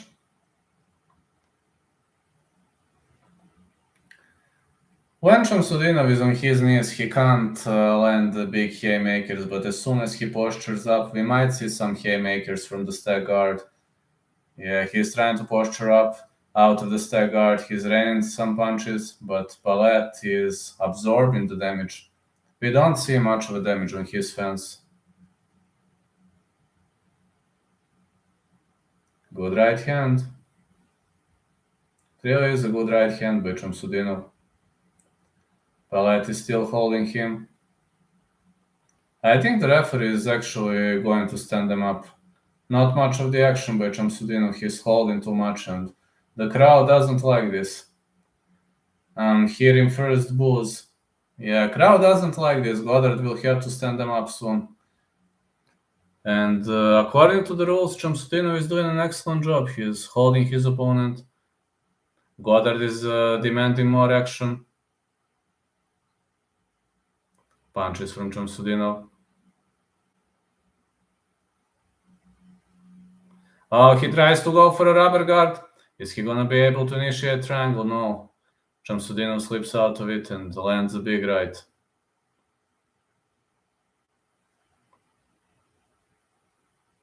Not much action on the end of Shamsudinov. The referee going to stand them up. He is standing them up. Shamsudinov is protesting, but the referee says, get up, let's fight. Middle kick for Palet. Left right for Shamsudinov. 1-2 Shamsudinov. Middle kick for Palet. Shamsudinov with a big right, and he is trying to drag the fight to the ground again. Palet is looking tired. Yeah, Bobby Palet is looking pretty much tired.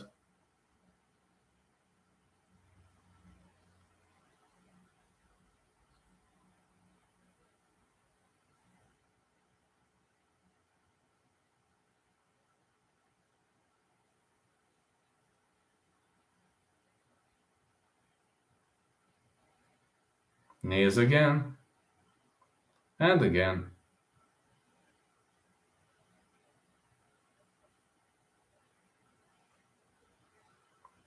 Knees for Palet. And some knees for Shamsudinov. Shamsudinov is pressuring against the fence. Very aggressive style by Shamsudinov, but Palet is unable to slip himself out of this position. Now shoulder strike for Shamsudinov. Legs for Palet. Such a lot of pressure is seen, and a takedown by Shamsudinov. Oh, are we going to see the armbar? No, this triangle choke was missed. Missed by a hair. I thought for a second that Palet was having a triangle choke. Now he is trying to work his way up, but Shamsudinov keeps pressuring him against the fence. Excellent sweep and transition by Bobby Palet. He is landing some punches and some knees, more punches by Shamsudinov. Round for Shamsudinov, but honestly, Palet is not looking bad at all. Not looking tired, if that's what you're asking. Not looking tired at all. He's not looking tired. He's looking pretty much normal, if you know what I mean.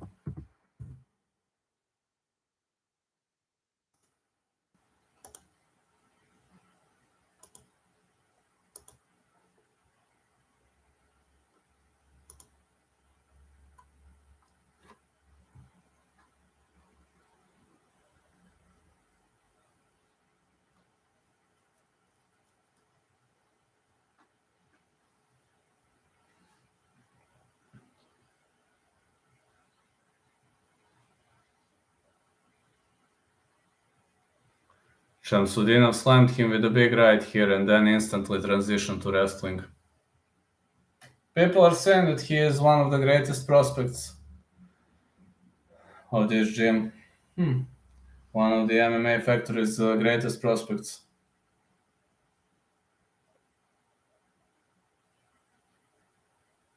Oh, it's a switch kick by Bobby Palet, but unfortunately he lost balance and ends up on his back. He lost the balance and ended up on his back. Was trying to go for a switch kick. Maybe he should have gone for a flying knee. Yeah, he should have really gone for a flying knee there. More right hands.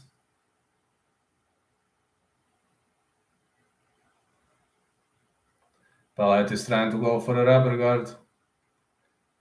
He's got that leg in the rubber guard, but Shamsudinov is hammering hard. Man, you need a lot of cardio to hold this position. Got to be honest, you really need a lot of cardio to hold this position, and it seems Shamsudinov is really having a lot of cardio. Big elbows, and more elbows here. More powerful elbows by Shamsudinov. Punches. Some more punches. Shamsudinov is really throwing all over the place.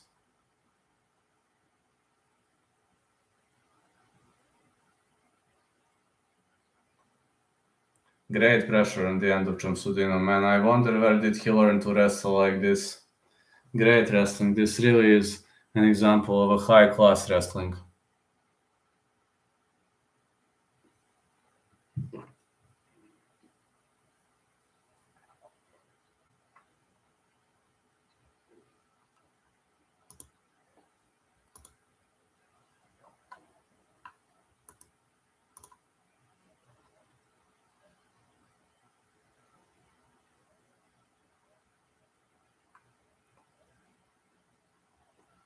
More punches by Shamsudinov.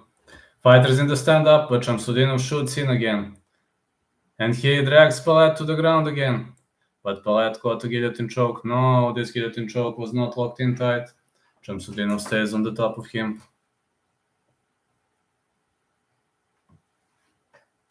Good right hand for Shamsudinov. Another big right, followed by big left. Shamsudinov with some powerful punches. Hey bro, I have any bets this week? Do I have? Yes, I do. There you go.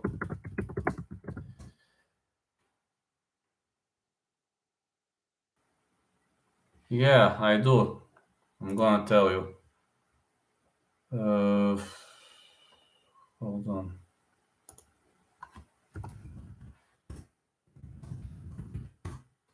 There you go, my bets. You? Shamsudinov keeps marching forward. Heavy hands by Shamsudinov, and it seems Palat is starting to bleed.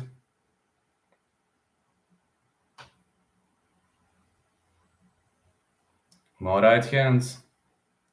Shamsudinov keeps holding his opponent against the fence. Punches to the body. And the big right hand again. Elbow by Palat. Of those three, Benoit Saint-Denis. Benoit Saint-Denis, then Michal Figlak, then Stephanie Egger. Good right hand again. Shamsudinov is controlling his opponent on the top end. He's doing a massive, outstanding job. He's doing a really great job, and this looks like a great performance on the end of Shamsudinov. He's really throwing all over the place. Now Palat is trying to roll out to this position. Up kick! And another up kick! Are we gonna see more up kicks for Bobby Palat? More up kicks. I have Gunn and Robert to lose by decision. Good luck with that. That's probably very massive odd. I also like Whittaker decision. I picked... Whoa! Are we gonna see the armbar? No! Excellent armbar attempt by Bobby Palat, but unfortunately, Shamsudinov quickly slept out of it. Let's see now. Punches. Figlak. Benoit Saint-Denis. Benoit Saint-Denis is number 1.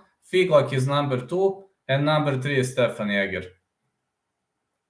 Good right hand again. More punches. Oh, man. What a reaction by Shamsudinov.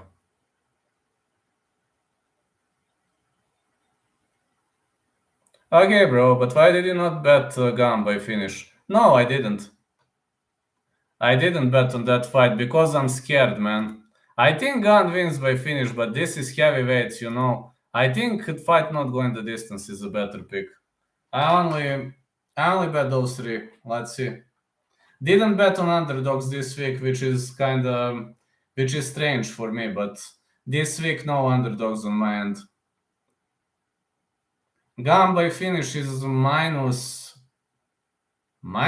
200 and something. Yeah, but gun finish and round, that's plus.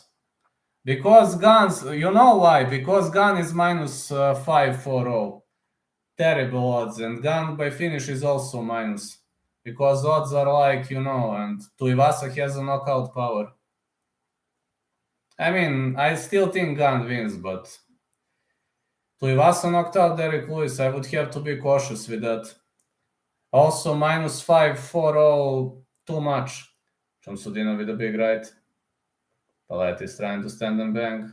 Middle kick and the high kick for Palat. Now he's fainting. Middle kick again. Oh, big left for Palat.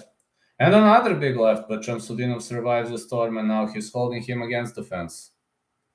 I mean, if you really want to risk in that fight, tie, KO, TKO is plus 700. So if you really want to risk, I believe it's worth risking, like it was worth risking against Derek Lewis. I think guess Robert can lose the decision. There is a chance. I want Vettori to win. Vettori decision is plus 400.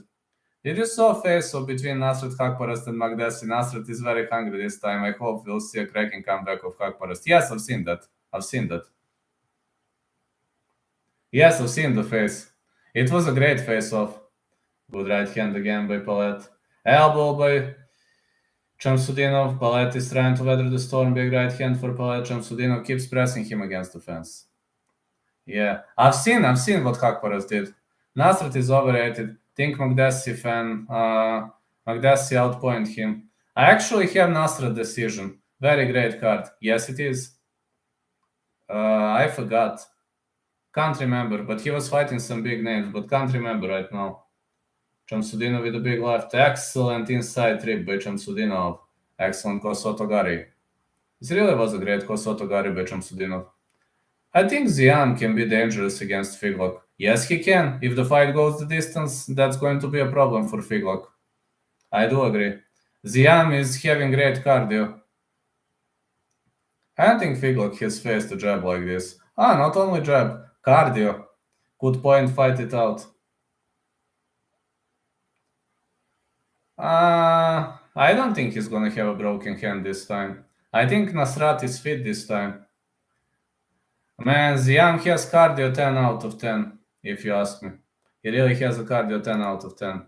Shamsudinov is weathering the storm. He's out working his opponent, doing a great job here. Very weird, Ziam was cut after a loss to McKinney as well. I know. Then he signs with Ali and is back. I know, I don't understand the politics. Imavov, Buckley. Yes, it is. I have no distance in that fight. Good punch by Shamsudinov. Shamsudinov is doing excellent top control here. World-class top control by Shamsudinov. Good right hand again. Shamsudinov is really, really playing a wonderful game tonight.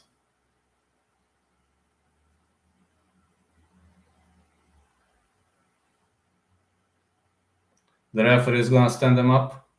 Come on, get up, get up, get up, get up. Okay, let's go.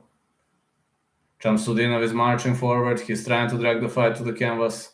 And he drags it. What a power by Shamsudinov. Palat is holding him on the canvas.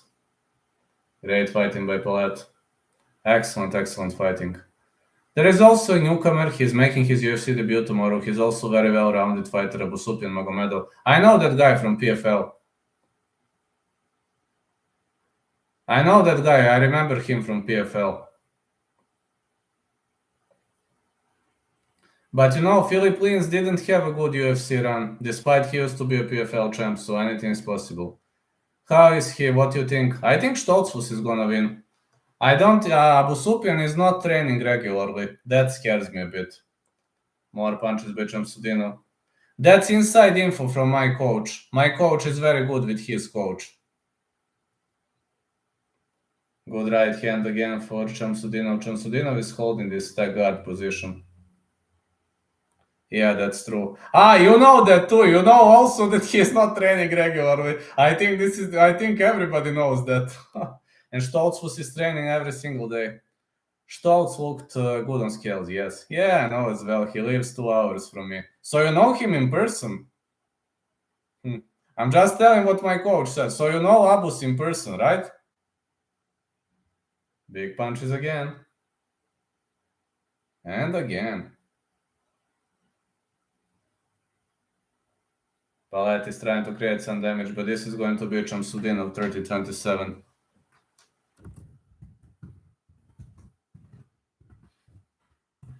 Like I spoke to him 2-3 times. He also knows my name, but no phone number.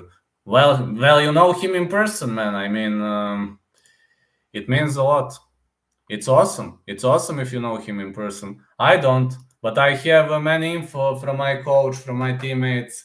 They have a lot of info on that guy. And they are saying that he is excellent fighter, but they are saying he would be even greater if he would have been even greater if he trained regularly. They're saying like when he won that PFL that he wasn't training for months and that they were having like they say when he won that PFL tournament that he wasn't training for months. He was hanging around, going everywhere, spending that money, and when he drained his bill, when he drained his bank account, he decided to return to fighting. That's the story I've heard. That's true. I'm also very surprised to see him now in the UFC. Yes, me too. He hates training. This knows everyone. You think everybody knows that? Come on, man, you're a professional fighter and you don't like to train. Weird. So weird, man. A professional fighter and he doesn't like to train. That is the weirdest thing I've ever heard. He always wants to enjoy life, he said. So weird. Natural talent. If he's winning without training, then he is a natural talent. Man, interesting. He should enjoy life when his MMA years are gone. Well, he enjoys every single moment of his life. That's the problem. Imagine now he will train regularly. He will be top fighter. Uh, Abu Sufyan Magomedov. He is not training on a regular basis. Abus Magomedov. I mean, it's not an inside info. You see that other people know that too. Other people in this chat know that too, so it's not an inside info anymore. But the guy is a natural talent. Yes. Is it possible that everybody knows that it's too risky to pick him? Absolutely. I did not bet on that fight. I'm passing that fight. Why did you not bet on Magomedov, bro? To bet on a guy who doesn't train? Oh, no way. No, they're the same, but many can do both. John Jones enjoyed all of life as well. Yeah, that is true. When he was training, he was annihilating people. When he wasn't training, he was winning close fights. When did he say that he doesn't train? My coach has that info. Um, you can watch also some interviews from him. Mr. Gaming is gonna tell you that too. He told in many interviews that he doesn't like to train, that he likes to enjoy life, etc. And my coach is very good with his coach, so confirmed information.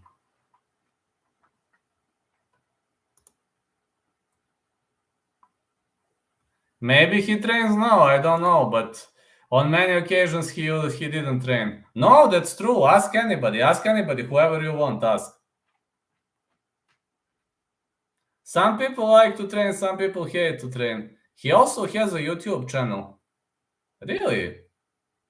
Yeah, I believe you. Whoa.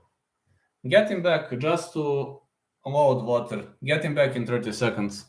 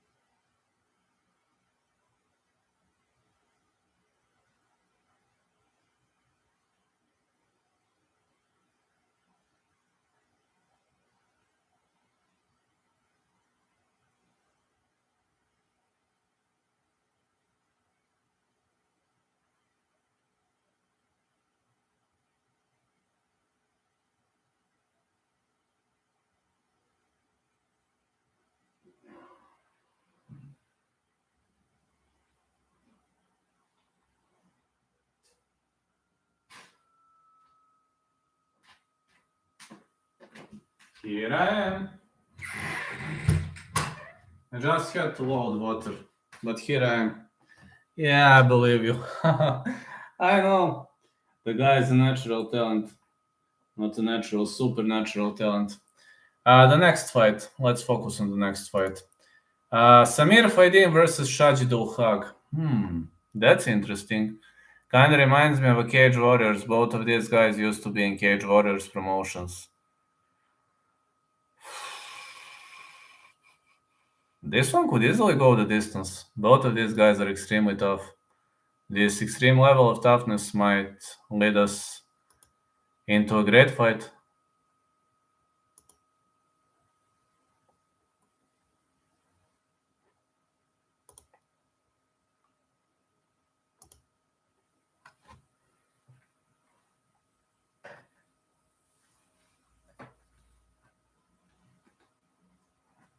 Shajidul Haq.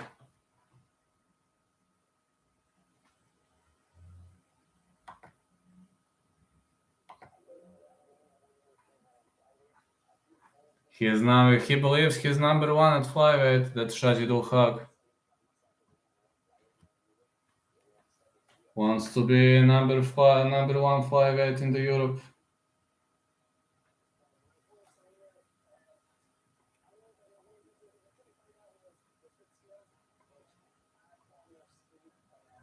He believes he's faster than Samir. Samir Faidin is a tough name to deal with, man.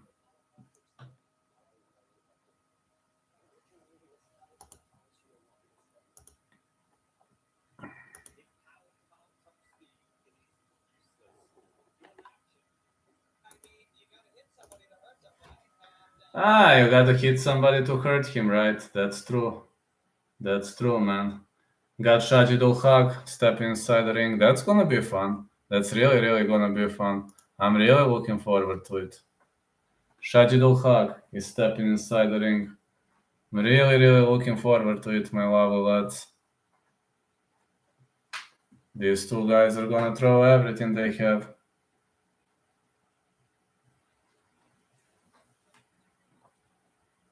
Shajidul Haq, fighting out of England, 31 years of age, 165 centimeters, 57 kilos. All-around fighter.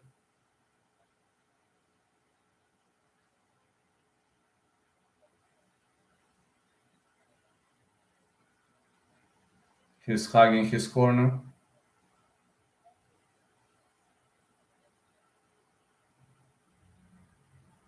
That's gonna be interesting. That's gonna be entertaining too.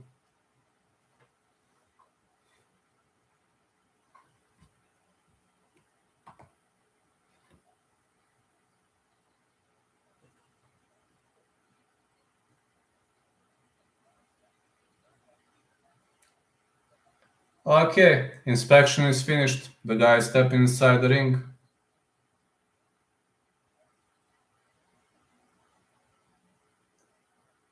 Samir Faidin is coming from the MMA Factory 13-8. Fought a Brazilian.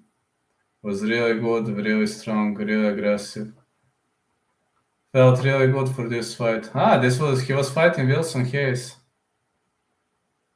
Was it Wilson Hayes or some other Brazilian?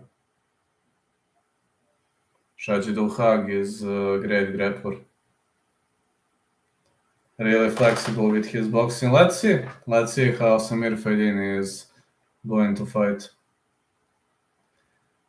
Welcome to France. War is coming. Give me all you got. I can do the same. He wants a war. He wishes him a hot welcome into France. That's what I love to see.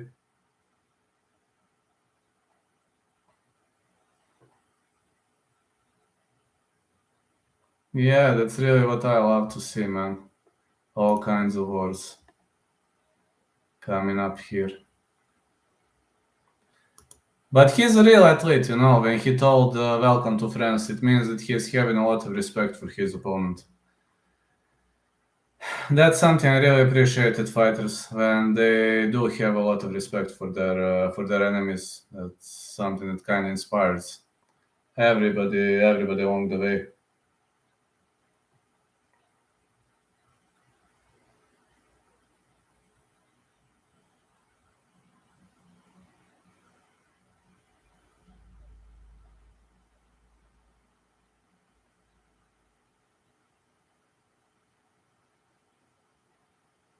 Samir Faidin, 29 years of age, 5'6", 57.1 kilos. His fighting style is mixed martial arts.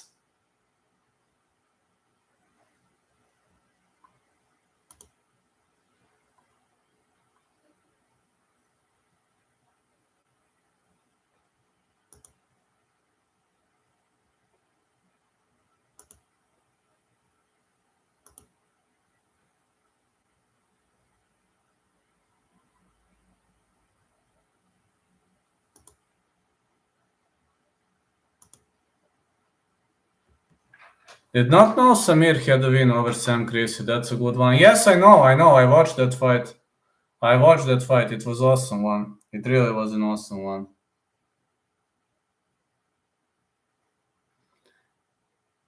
But that was a good fight, That really was a good fight.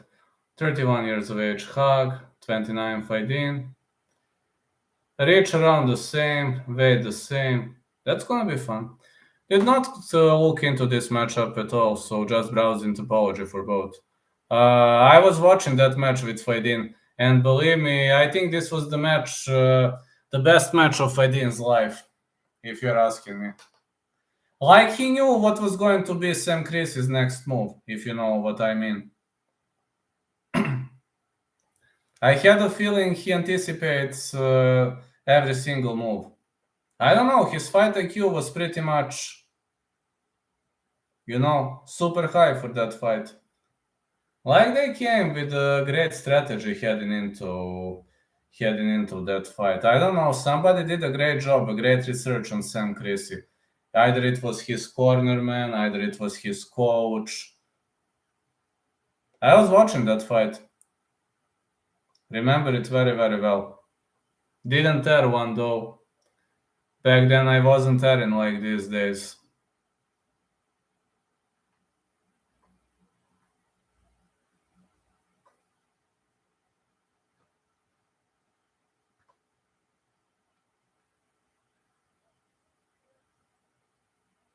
Samir Faidin.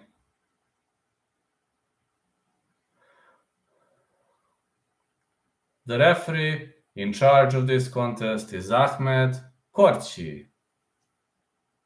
Samir Faidin, Shajidul Haq. This one gonna be fun.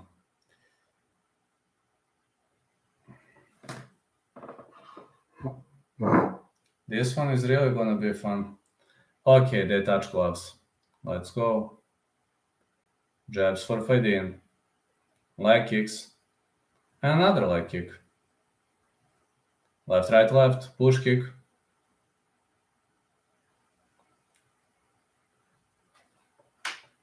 Shajidul Haq is running around the circles while Samir Faidin is waiting. Samir Faidin is very, very cautious. He's cautious pretty much early on, and Haq is holding his hands here, which is weird for MMA, especially for this weight class. People rarely hold their arms so high. Leg kick for Faidin blocked. Haq is more fighting like some kind of a modified kickboxer. He is on the tips of his toes as well, as you can see. This is some modified fighting style. Kind of reminds me a bit on Mauricio Shogun Hua in his early UFC days. Leg kick. And another leg kick. Very much high-paced, dynamic fight. Push kick for Samir Faidin. But Haq is... Slip. It was a slip by Faidin after a calf kick, but he worked his way back up pretty much quickly. Shajidul Haq is trying to shoot in. This is 50-50 position, over-under. He transitions into body lock. Back to over-under.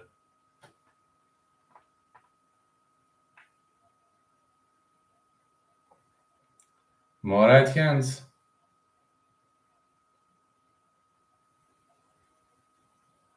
Big punches again.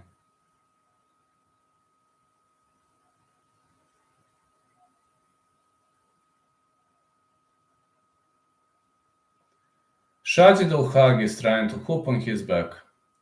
He is trying to crush Samir Faidin. He hoops on the back. While he is trying to go for a standing back mount. The problem with this position is the fact that it wastes a lot of energy. Even if you wrap your legs around your opponent very well, the problem is the fact that you're gonna waste a lot of energy. And Shajidul Haq is now on the top of his opponent, but he needs to land strikes. Let's hope he's not gonna guess. It's very hard to hold this position. And Faidin offers pretty much decent submission defense. And Faidin is no joke at all. You see that he's pressing his opponent against the fence. This is very smart way to go. Very, very smart move by Samir Faidin, got to say. This is extremely smart move by Samir Faidin.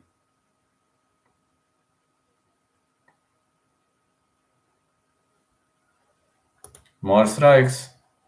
And more strikes. Faidin is marching forward. Good left, right again.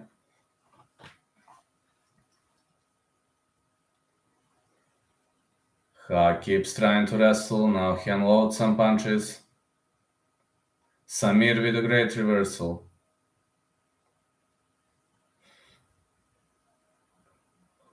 Punch again by Samir Faidin. Big left, right for Shajidul Haq.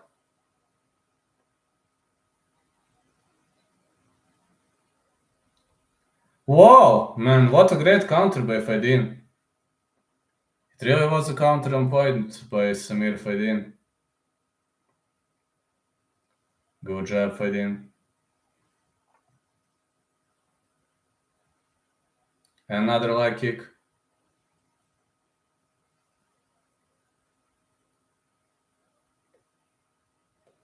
Leg kick again for Faidin. More punches in the big left hand. Big left right. Oh, it's a powerful right hand. Leg kick is thrown. And the push kick.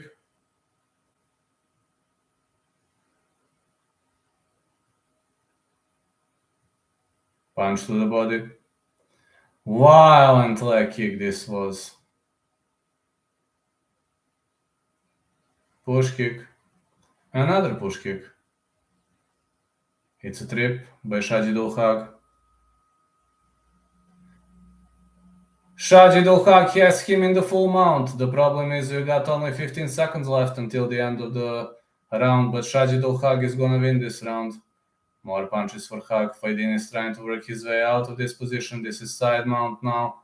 Haq is weathering the storm. Clean round for Shajidul Haq, got to say.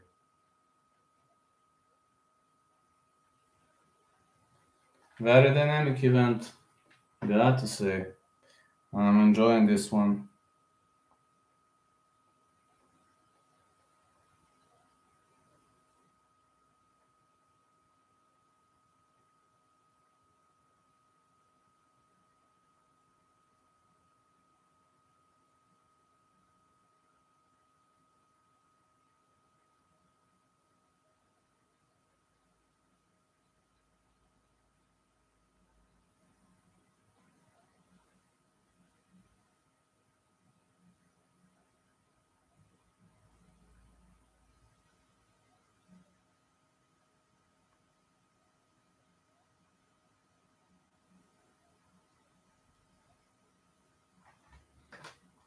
All right, let's head into the next round.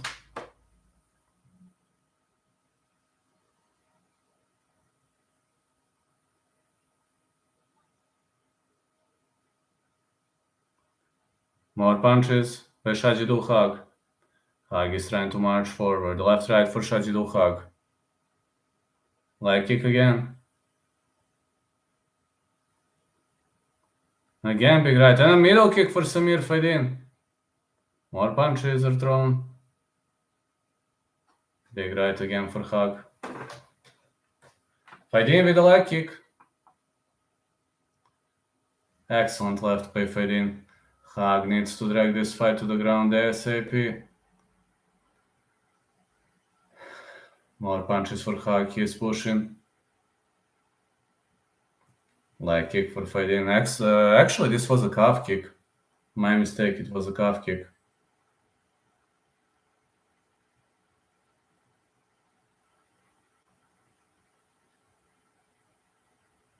Fine keeps weathering the storm. Good right left. Middle kick. Massive output in this fight. Both of these guys are cardio machines. They're really throwing everything they have on each other, and I'm pretty much looking impressed with what am I seeing. Good left by Fedin. Big left again, and another big right left. Fedin with a high kick. Punch to the body for Fedin. And knees. Big rights again. Shajidul Haq is trying to drag the fight to the ground. He shoots in, but he's unable to land. Knees again. And again. More knees are thrown.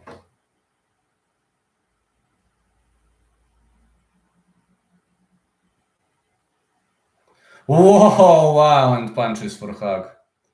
Another one punch. This was massive. These are massive bombs. Excellent lead in overhand by Shajidul Haq.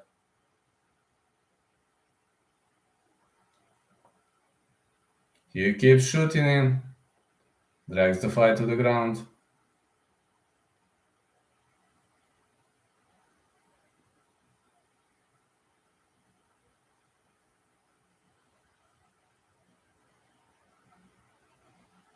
And again, big punch by Shajidul Haq.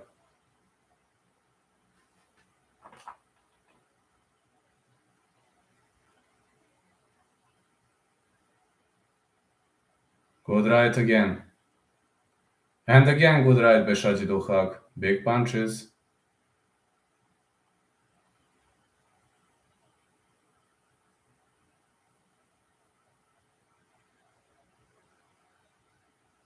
It's another punch for Haq.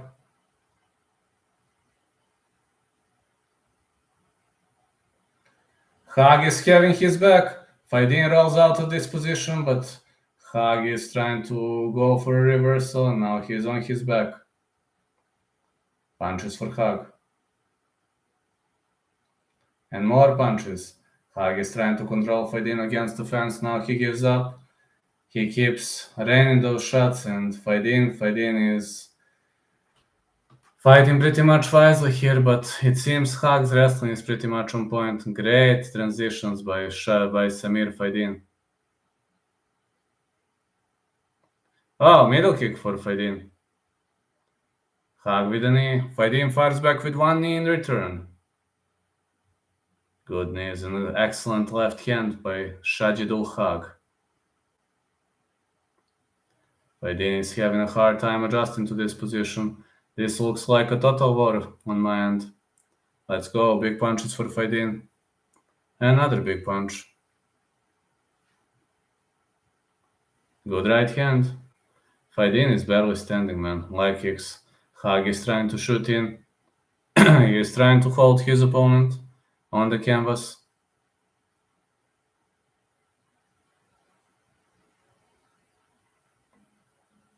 And a good right again. Pretty much good right hand. Pretty much looking happy here with how this fight develops, but the problem is the fact that Samir Fedin keeps missing. Haq is looking better than a high kick for Shajidul Haq. Fedin with a leg kick. Haq is trying to drag the fight to the canvas. Excellent punches on the break. Spinning back kick by Fedin, just missed. A middle kick. Oh, this was a close round. It's gonna be hard for judges though. Yeah, it's gonna be very, very hard for judges.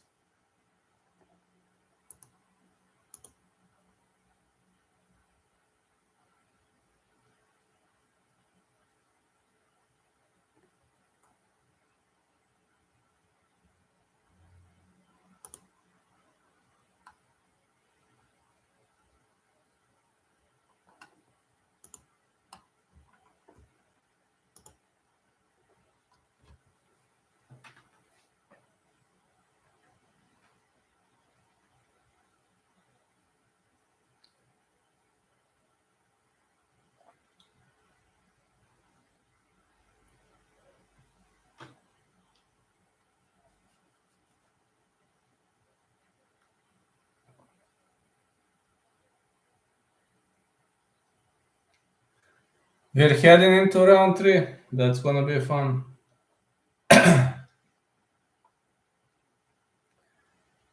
To be honest, I think Hag is up on the scorecards. I think he is up by 2-0. But we'll see. Let's see. They touch gloves.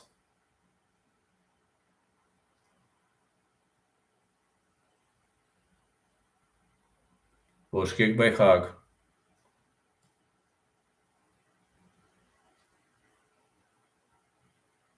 Hag with a jab. 1-2 for Hag. Wow, middle kick for Samir Faidin. Good left right again. And again. Push kicks. Big left right. Powerful punches. It's a big right hand again.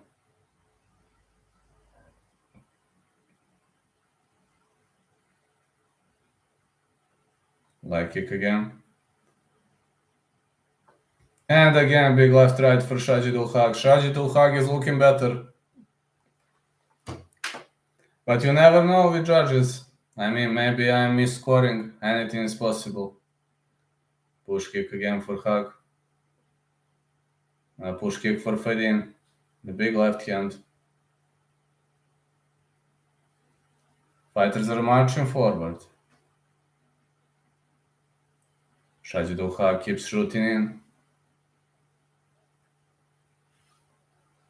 The fight gets dragged to the ground. Haq is dragging this fight to the ground. He's controlling his opponent.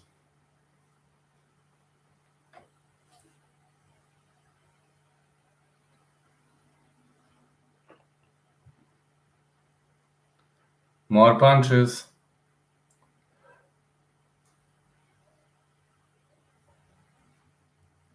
Haq is trying to trap this leg on the inside.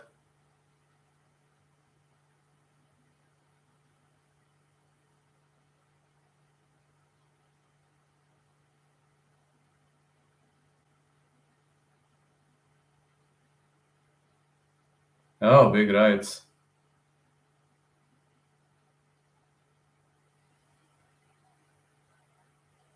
Leg kick again.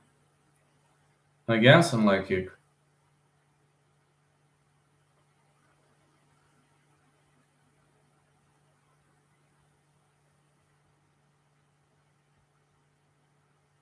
More punches, 1-2 for Haq.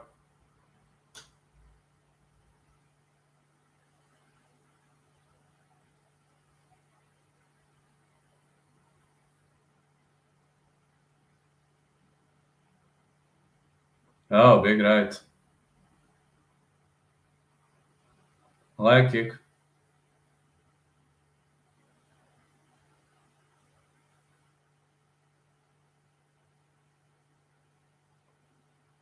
Shajidul Haq is getting better. He just ate a spinning back kick followed by a kick to the body. Another big left right. Faidin shoots in.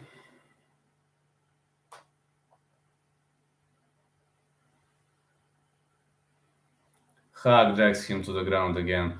Haq has the back. He will try to fish for a guillotine choke. Now he's going for a rear naked choke, trying to lock his opponent into body control, into body triangle. But it seems Faidin is defending pretty much well. Great defense by Faidin. More rights. Big right hands by Samir Faidin. This is looking like a great piece of play on both sides. These two guys are throwing everything they have on each other. I really wonder how far are they going to go, but the way I see it, this is developing nicely. This is really, really developing nicely.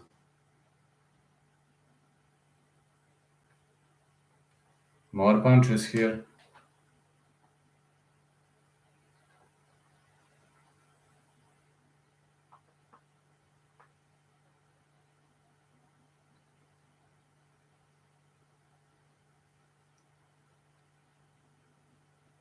Great control by Shajidul Haq. I think Haq gonna win. Haq UD. Yeah, I think it's gonna be Haq UD. Great position by Haq. Great control. He is just out punching Samir Faidin. Great performance by Shajid ul Haq, got to say. He really surprised me with how good he was fighting. He was trying to finish in this fight, but nobody is gonna call the fight with 1 second on the clock.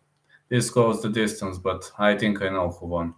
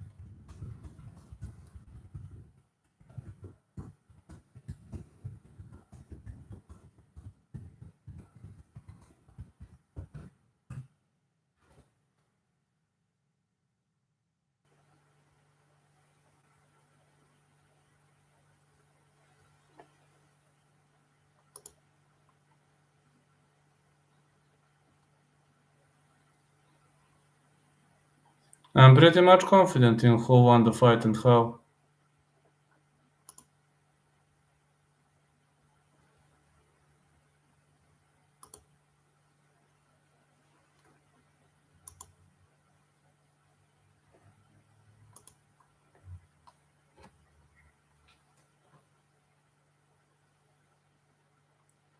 Victory for Shajid ul Haq.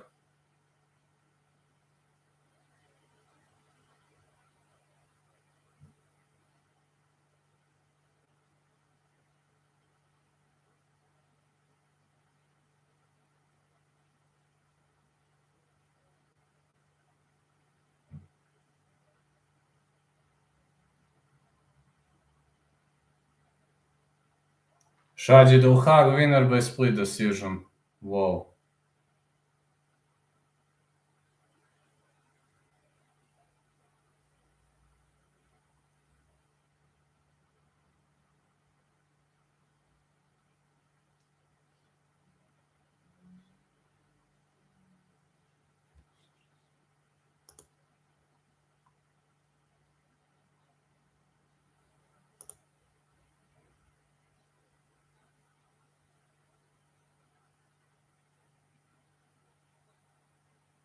Was a great fight though. But I don't know why it was a split decision. It was a clean victory for Shajid ul Haq though.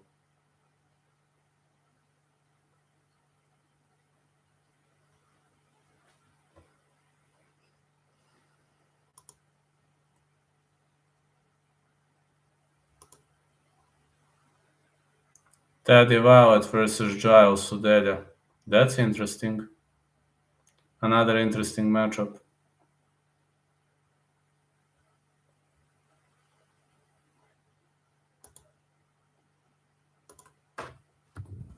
That's another interesting matchup coming up.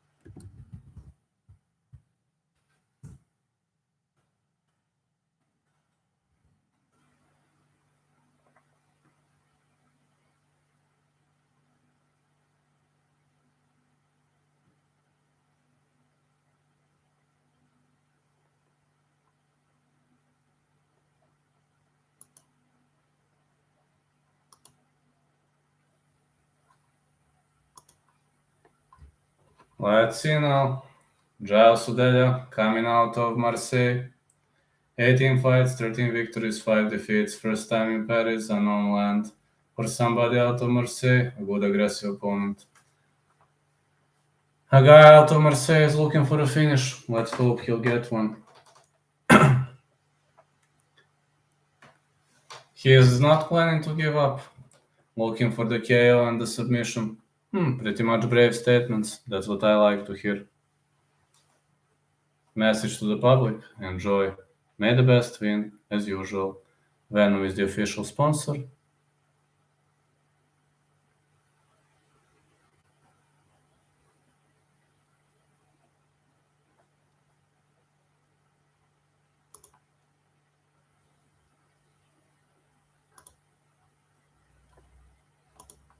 Yeah, as expected, Venom is the official sponsor. And I got a fighter out of Marseille.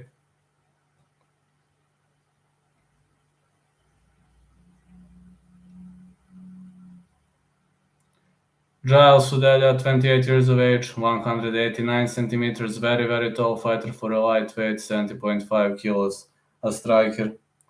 This comes as a bit of a surprise for me, got to say.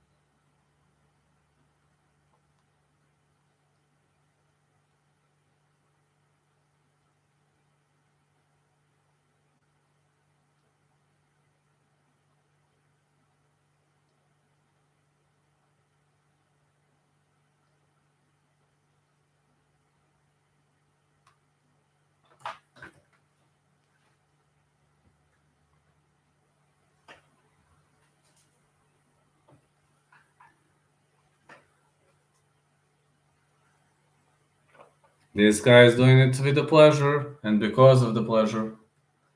First round KO, second round KO. A message for my people. Same energy as RS6. Oh, this fight is getting close to his dreams. Maybe he's gonna take the belt. They'll achieve dreams together and let's go further. Chris Udelia. And now we've got his opponent, wearing the flag of France.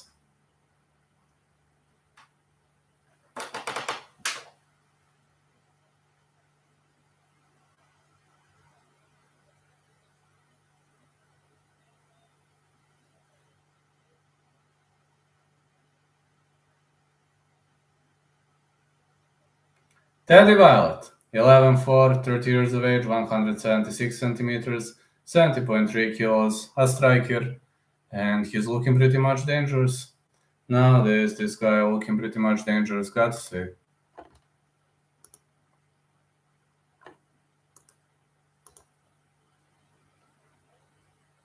Really much looking forward into it, really much wondering how this one gonna play out. I'm predicting a heavy war of two heavy-handed fighters.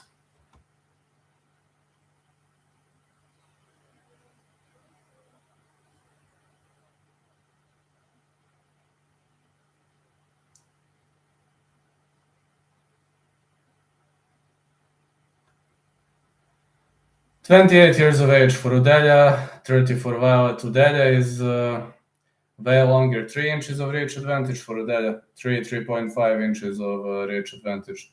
He's way taller.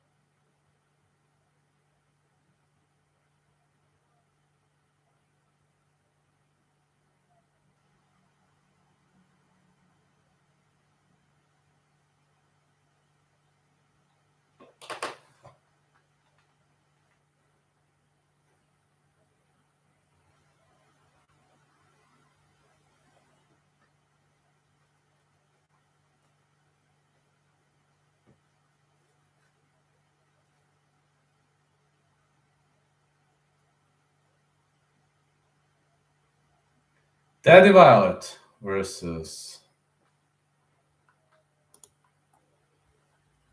Giles. Udelia. I really wonder who's gonna win this one. Looks like a great scrap to start. The referee in charge of this contest is Mark Goddard. Giles Udelia. Teddy Violet.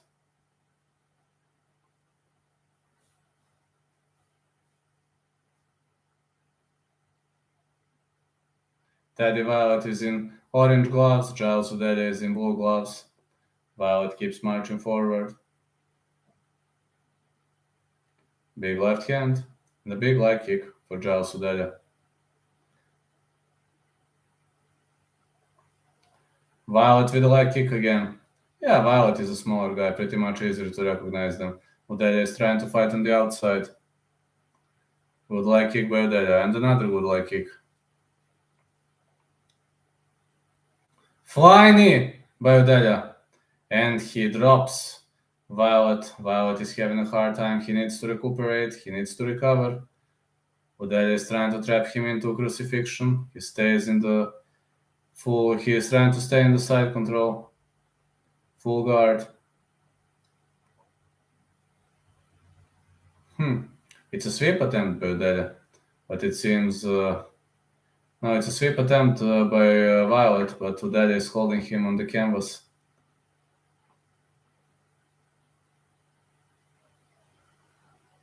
Are we gonna see a transition attempt? He's trying to save this leg, but he's staying into side control. Oh, it's a side control sweep. Excellent sweep by Omar Udelia. Now Violet is going to have a very much of a hard time because when you're having the opponent into a side control, that's a problem. That really is a problem. Violet works his way back up. Udelia is pressing him against the fence. First time in Paris for the man. For this man, this is really his first time in Paris, and needless to say that this is going to be a very stressful situation for him. More punches. And more punches are thrown.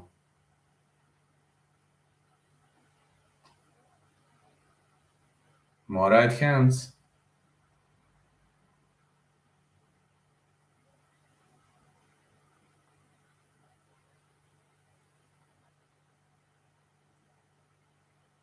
Now we're seeing another right. Elbows for Violet. Oh, big right now for Udelia. Violet was trying to shoot in, but his takedown offense was stopped. Left, right again. And again, fighters are inside the clinch. Middle kick for Violet. Udelia is trying to shoot in.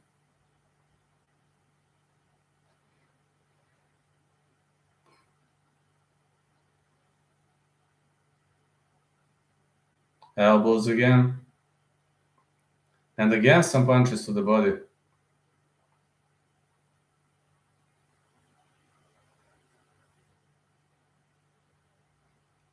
Oh, what a takedown. I've never seen something like that. Never seen a takedown like this. Udelia really did a great job. He's trying to pound up the half guard, now into the full guard. Mounts into stack guard. His opponent is trying to go for a cage walk.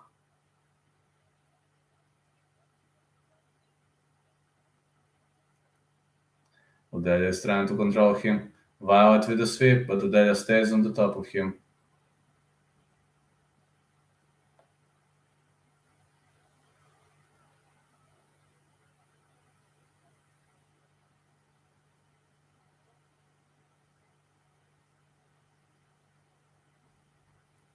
More punches for Omar Udelia, but Violet is turtled, but he's still in the game.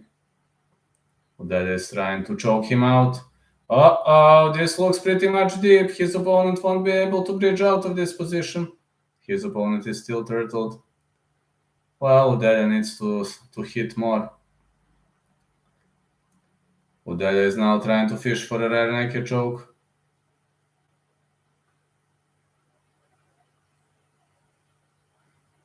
But it seems we're seeing a good defense by Teddy Violet.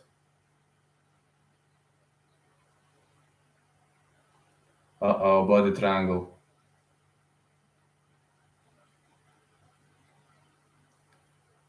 Udell is controlling him. Now he's going for a rear naked choke again. This is a modified rear naked choke. This didn't go well.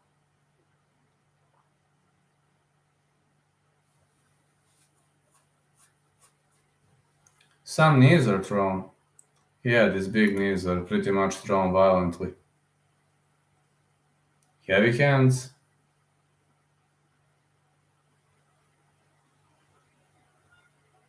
Violet misses with a big punch. This is a clean round for Udell. Gotta say, very much clean round for Udell.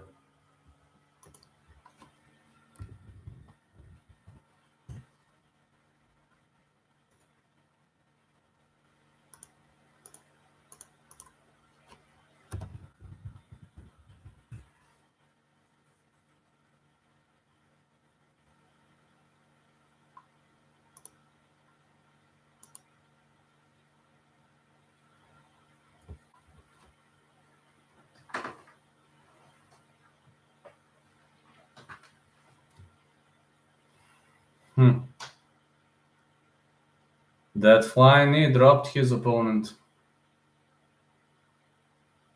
You see? When his opponent was trying to shoot in, that flying knee dropped him. And what a takedown this was. I've never seen this kind of a takedown in my whole life.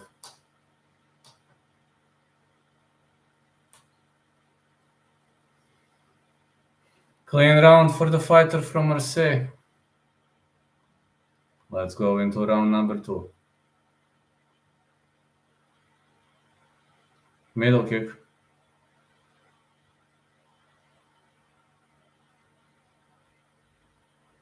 Middle kick again. Wout is trying to go for a leg kick. He shoots in.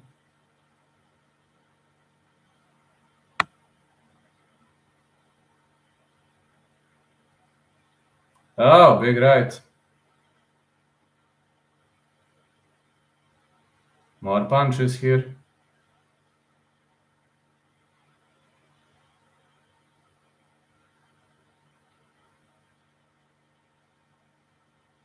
Oh, big right for Udell again. Udell is really spamming those punches.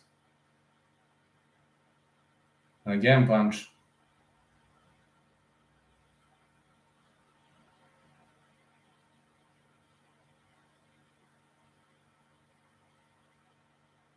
Big punch again. Udell is spamming those strikes. Now he's trying to shoot in. Yeah, he's really trying to shoot in so hard. A big takedown. Yeah, it really was a big takedown by Udell.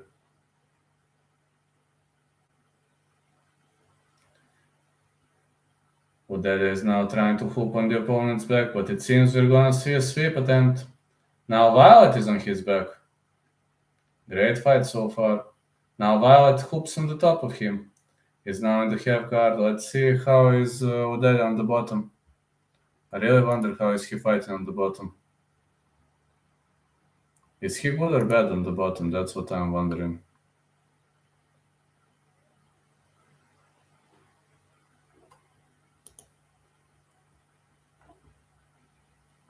More big punches.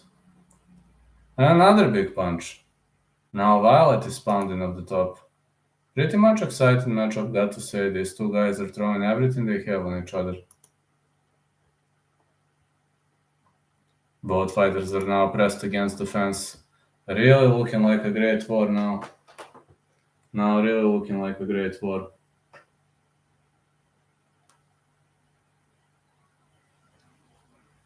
Oh man, another shooting in on the end of Udell.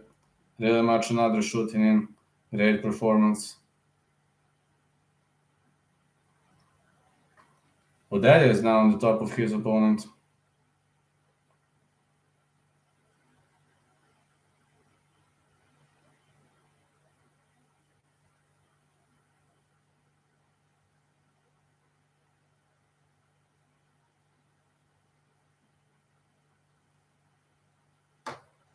And a good right hand. And another good right hand.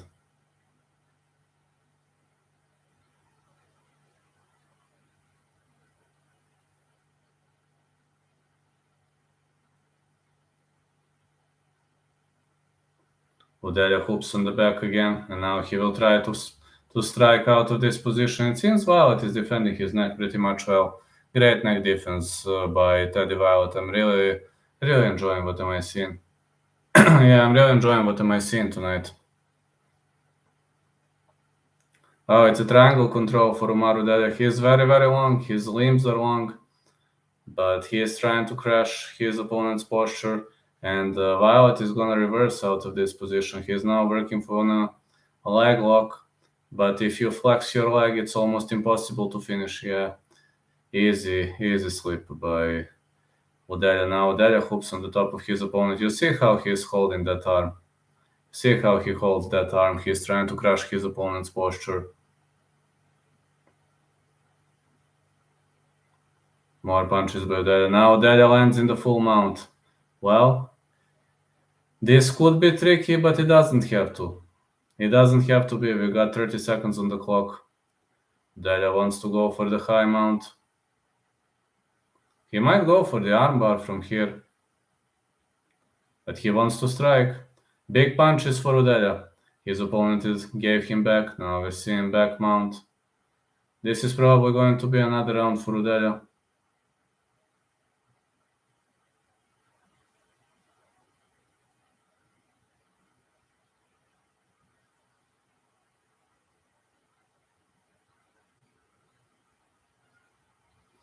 Another round for Udelia, I say.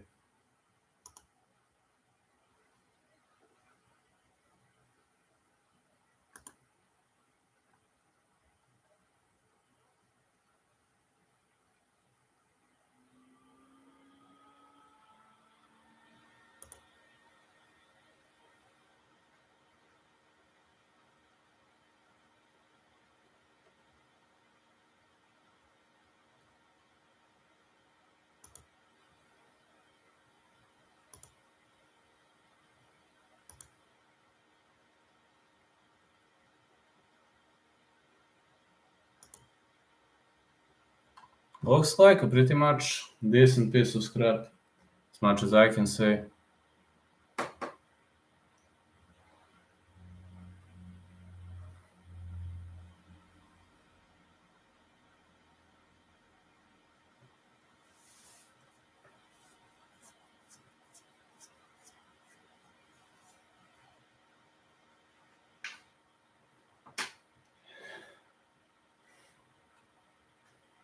Let's go. Big left right again. And Udelia is now pressing his opponent against the fence.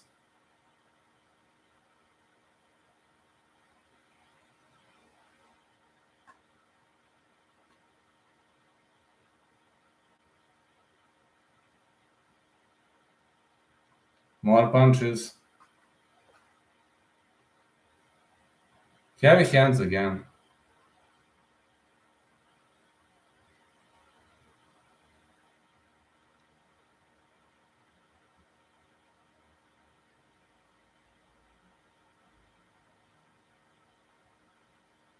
Whoa, what a throw by Teddy Violet. Great wheel. It was a great wheel throw, and now Teddy Violet ends up on the top. But let's see, maybe Udelia is gonna grab the back. Maybe he's gonna go for a back take, but Violet takes the front position. He countered to the opposite side. Now big punches for Violet. Udelia is now sandwiched against the fence, but now he's trying to fish for Violet's head. Oh, he's so skillful. Is this going to be an armbar? This armbar didn't look tight.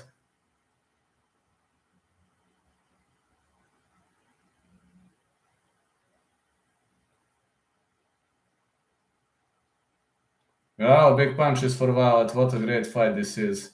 This is a night of great fights. Tonight, everybody is throwing everything on literally every single opponent. This is the night of open fights. A lot of wrestling is seen. Maybe fights are going the distance, but this is pretty much entertaining event to take place. Got to say. Yeah, very much entertaining event. I'm enjoying every single second of it.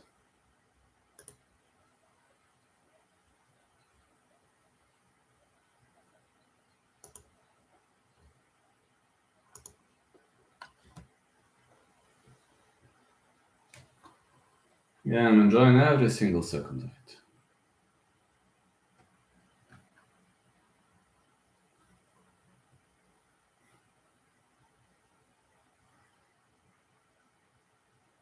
Knees to the body by Odelia. He's trying to sandwich Violet against the fence. Oh, what a throw by Violet again. It was an excellent body lock throw, and we've seen that bridge move. You see, when you throw, that bridge move is very much important, and we've seen a great bridge move. Big punches by Violet, but he will need a miracle. More punches, but Udelia keeps shooting in. Udelia is rocked! Udelia is rocked. His opponent drags the fight to the ground. Udelia is heavily rocked. Big punches by Violet. Violet has to finish this fight, otherwise he might lose. Is Udelia gonna fire back? That's the question.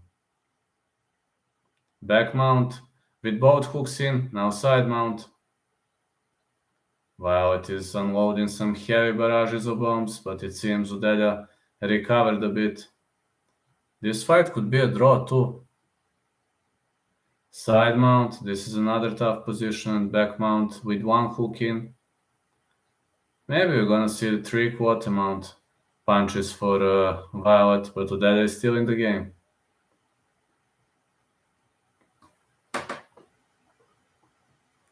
Big elbows.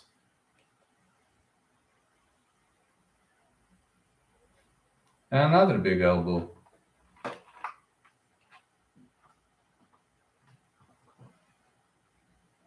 More uppercuts. Another uppercut.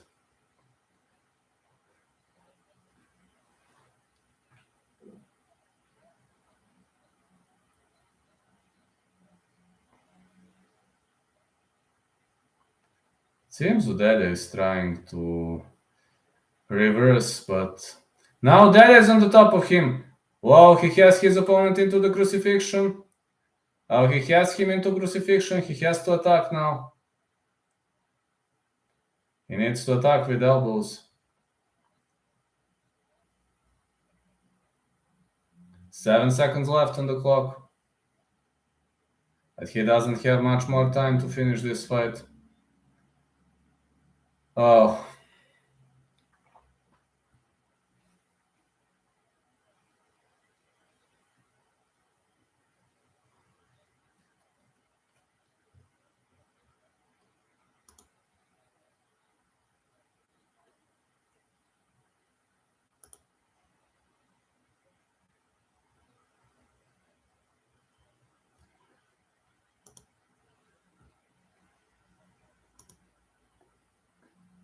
Three more fights left. I really want to know who's gonna win this one. Just curious.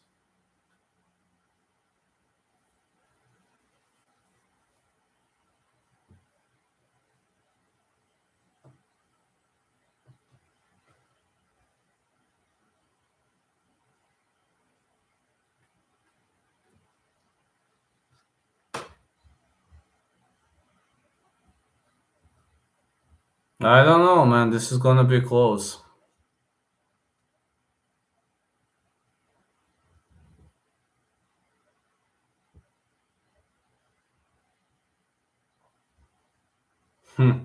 Such a close stats.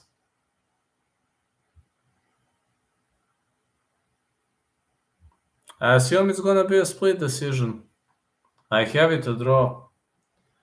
But maybe it could be 2-1 Udelia. Oh, Fernand Lopez is shaking hands with everybody. That guy is so influential. Sambo Marseille fighter Giles Udelia. His coaches don't look too happy.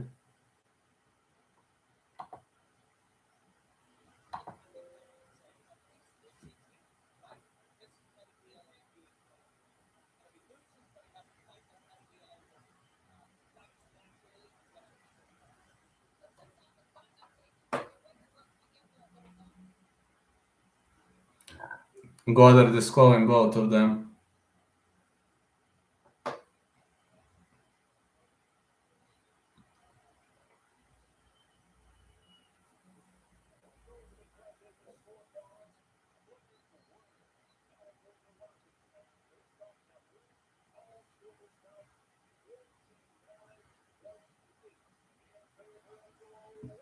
29, 28.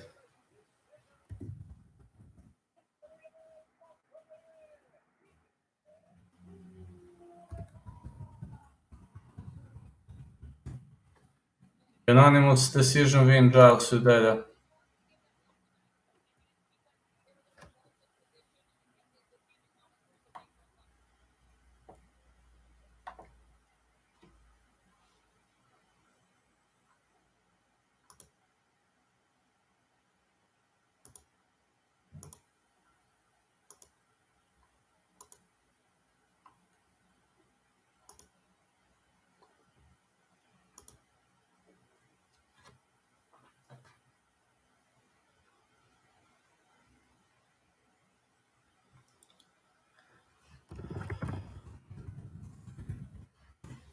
I'll make a short break.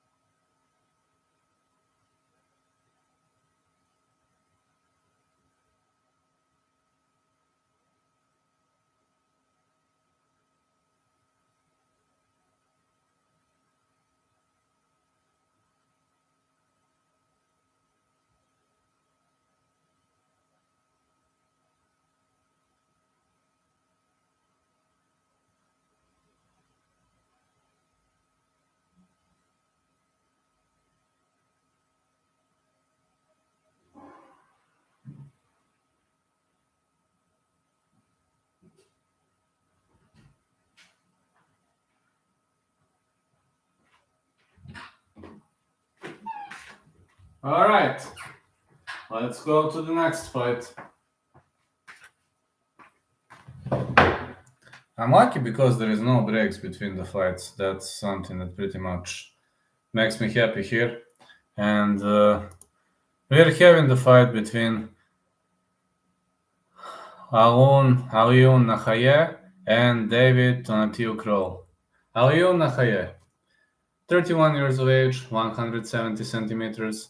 He is, this is 150 pounds about, which is interesting. This is pretty much interesting. And yeah, this is looking pretty much okay.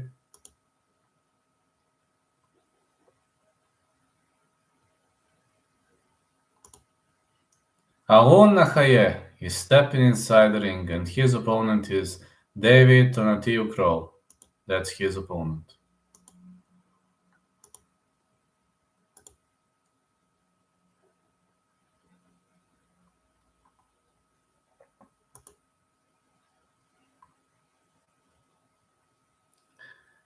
David Kroll, 171 centimeters. Alon Nahaye, 170. Reach around the same. Two strikers. That's going to be entertaining. And David Kroll likes sombreros. He's pretty much a fan favorite because of his sombrero habit. I'm really wondering how is this gonna play out. Mr. Sombrero, David Kroll.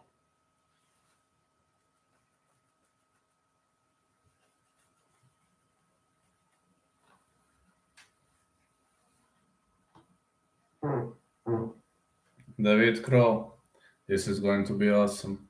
Just going to be awesome.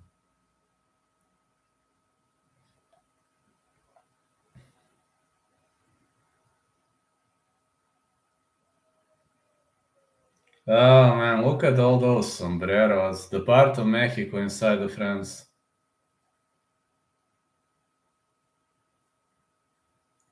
Now introducing his opponent.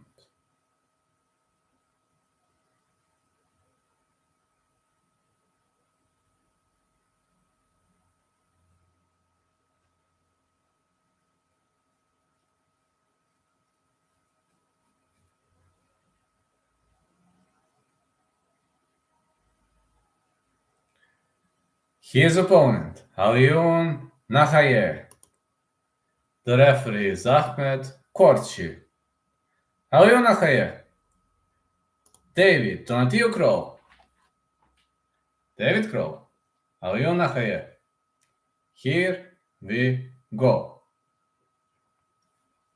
Alright, they touch gloves. That's gonna be interesting. That is really going to be interesting. Leg kick. Another leg kick for Kroll. Another leg kick. Nahaye is looking pretty much relaxed heading into this fight. Whoa! Nahaye drops him. Nahaye drops him and hoops on the top of him. Big punches for Nahaye. Kroll is trying to defend with this butterfly guard, but it seems Nahaye is wrestling pretty much well. Kroll is trying to transition of defense, but Nahaye is so aggressive, man. Great ground game on the end of Nahaye. Kroll is fishing for the armbar. Is his opponent gonna slip out of it? He's fishing for that armbar. He's trying to overextend it.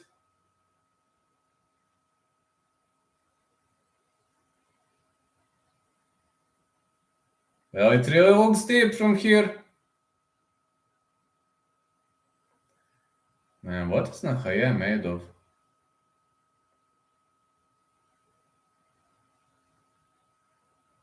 He mustn't hit to the head.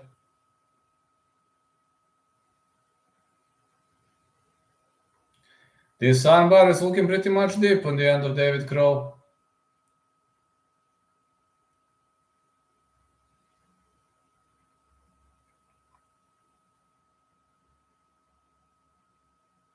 Well, man, this armbar is looking pretty much deep, but it seems Nahaye refuses to tap.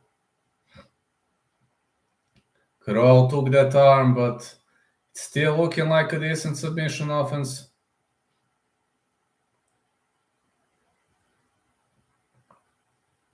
No, he gives up. Nahaye will now try to pound him. Yeah, Nahaye will try to pound his way through Crow right now. Crow is pretty much fighting intelligently. I wonder what is Nahaye gonna do next. He's holding this position. But he can't get much in this position. Big punches for Nahaye. Great hooks. Powerful hooks for Nahaye. But it seems Crow survives. Oh, big left. And another big left. Punch again for Nahaye. He is a better kicker and a better striker. Violent shots by Nahaye. And the big punch again. Crow is standing on his feet. Leg kick. Crow with another leg kick. Good right for Nahaye. Nahaye again with the jab. But Crow is rocked. Nahaye with violent punches. A push kick. He lost balance for a second. Crow points. Excellent punches for Nahaye. Nahaye with a knee and the big right hand, but Crow is still in the game. And the spinning back fist, it landed too.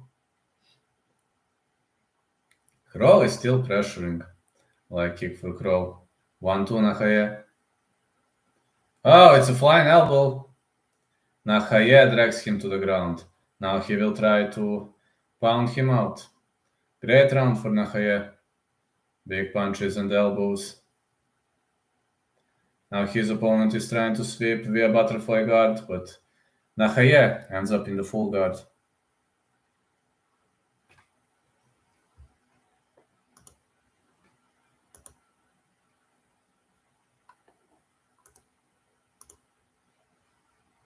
More punches are thrown here again. Really much violent, powerful punches are being thrown all over the place, and that's something us fans really much enjoy to see. Good right hand again. And again. Big power punches by Nahaye. And a knee to the body. Great strikes by Nahaye, got to say. Nahaye is really weathering the storm nicely. Crow misses with a knee. Great round one. This is a good candidate for the fight of the night. Both guys are extremely tough. Nahaye with a jab. I think Nahaye is generating more force into these strikes. Big right hand for Nahaye. Big right again. Leg kick. And another leg kick. Crow misses. Step in and jab for Crow, and Nahaye is trying to dig to the body. Leg kick again. Another big punch. More rights are thrown. Nahaye with a middle kick. Crow is extremely tough. You can batter him all day long. The referee stops. This is the end of round one. I can't say that Crow was saved by the bell. I mean, this is Nahaye's round, but Crow is incredibly tough. The guy can take a beating. You gotta give him credits for that. The guy can take a beating. He can really take a beating. He got dropped early on, but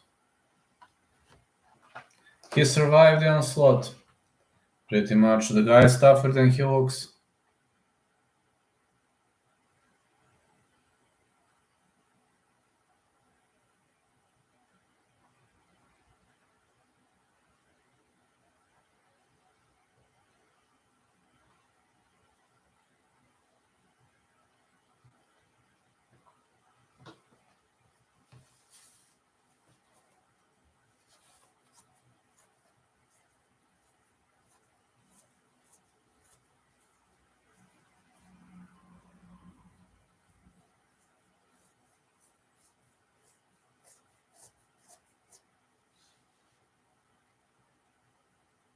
Okay, glove touch.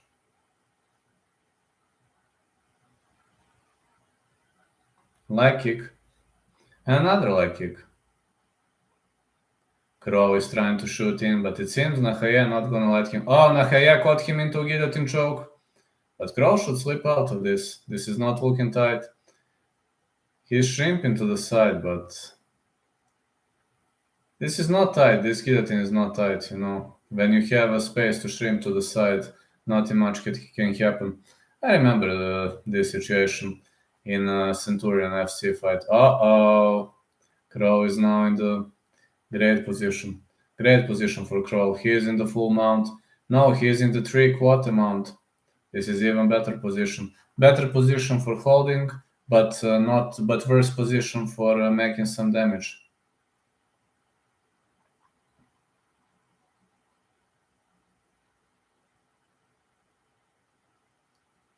Some punches. Uh-oh. Uh-oh! It seems Kroll is working for the armbar. It's a slam. Great slam to slip out of the armbar. Nahaye with a great punch.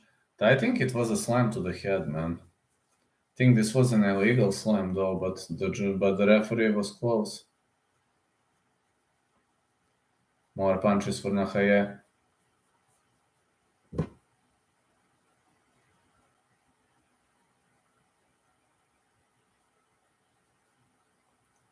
Punches of the top. Nahaye is bombing to the body. He's changing levels nicely of his knees. His opponent keeps fishing for the armbar. This didn't work well. Nahaye is telling to get up. Leg kick. More punches for Nahaye. Punch to the body for Nahaye and the kick to the body. Oh, it's a front kick to the head. Man, Nahaye is really battering him hard, but this guy Kroll, he's made of iron. Middle kick.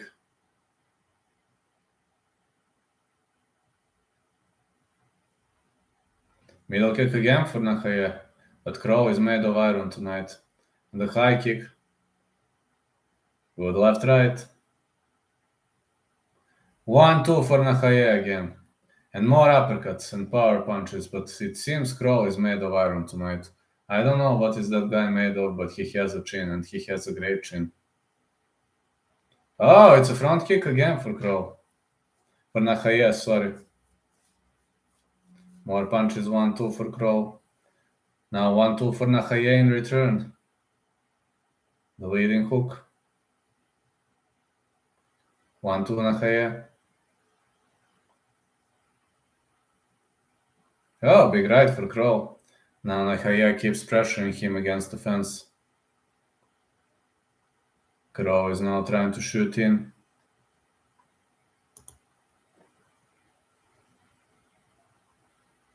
Oh, takedown for Kroll. Interesting fights tonight. Very much interesting night of fights. What? Kroll is now hooping on the back. Whoa! This is a rear naked choke attempt. Let's see whether Nahaye will be able to bridge out of this position. But he is on the side.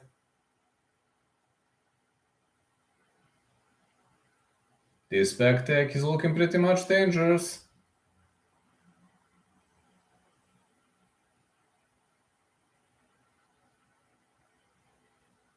This is a good rear naked choke attempt by Kroll, but it seems Nahaye is still in the game.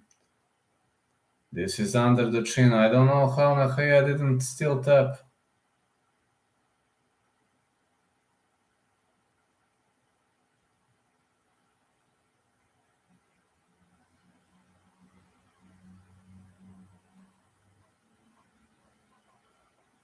Nahaye is still in the game. Hats off, man. How is he gonna look if he survives this? Nahaye is still striking. He did this and he's still in the game.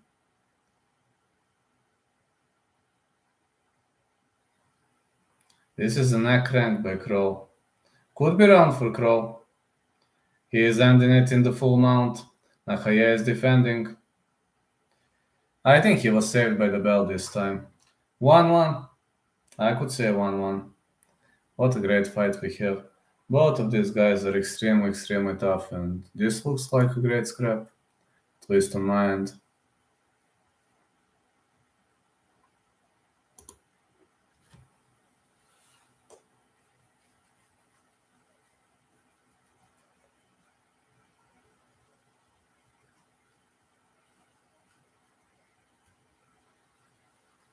I wonder what is this guy Kroll made of.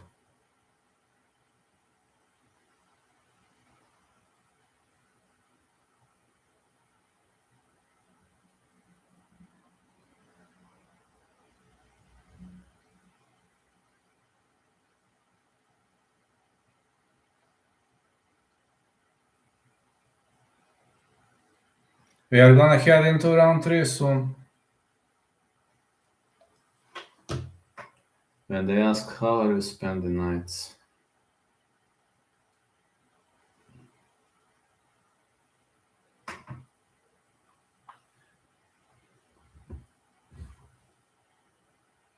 Kad me pitate kako provodim večeri, vidite ovo je RSFC, tako ja provodim večeri. Middle kick by Nahaye. Nahaye is weathering the storm nicely. Great weathering the storm by Nahaye. Good punch. Nahaye is really throwing hard shots. Oh, big right again. Another big right. Nahaye with the John Jones kick. And another oblique kick to the body. Powerful strike by Nahaye. A big punch, 1-2. And a big knee for Nahaye, but man, I wonder what is this guy Kroll made of. I know that some people can take a beating, but this is insanity. This really is insanity. What is this guy made of? I really have no answer to that enigma.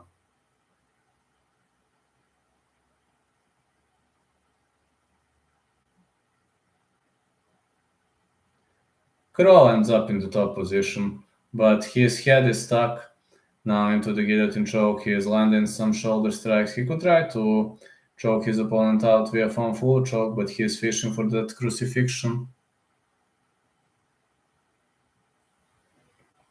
Some elbows to the body.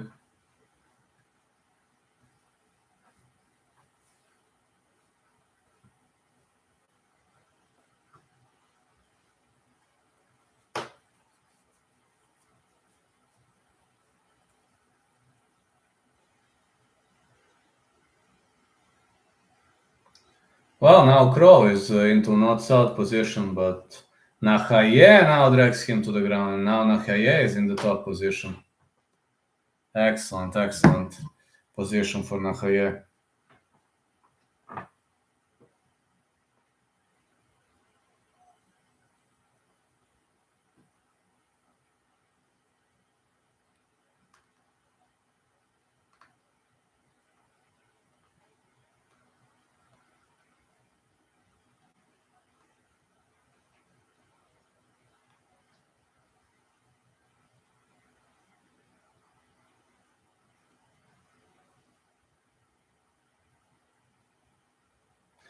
Wow, good strikes by Nahaye. Nahaye is trying to drag his opponent against the fence. Big punches for Nahaye. His opponent is in the dominant position. No, Nahaye keeps weathering the storm. Big punches for Nahaye. Now he should add some elbows. What a great fight this is.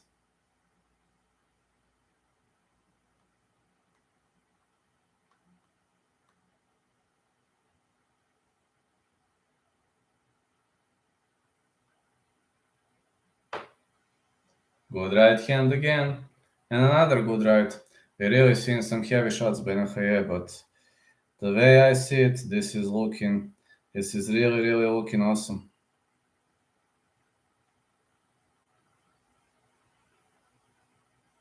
Good strikes. Another good strike by Nahaye.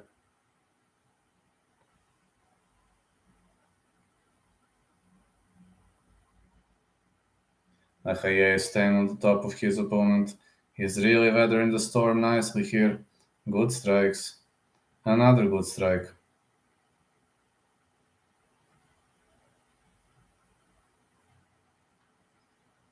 Nahaye keeps pounding with those hooks. These hooks are really making a massive amount of damage.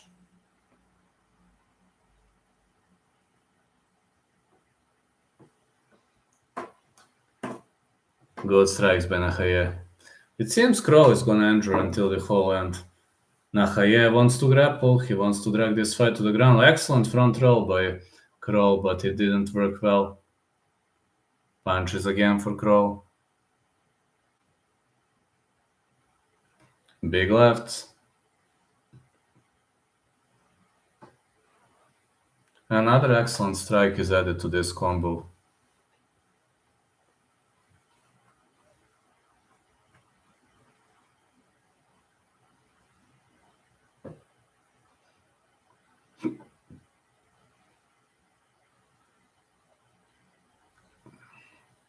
Elbows for Nakhaye. I think Nakhaye won, but it could go either way. I think this is the perfect candidate for the fight of the night. Yeah, this is perfect candidate for the fight of the night. Nakhaye versus Kroll.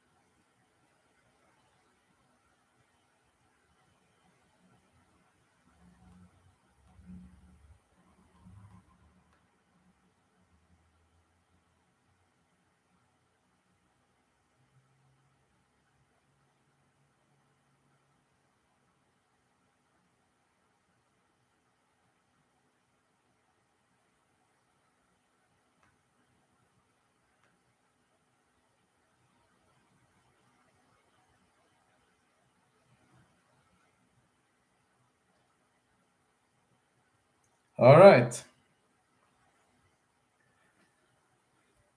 Had to post something.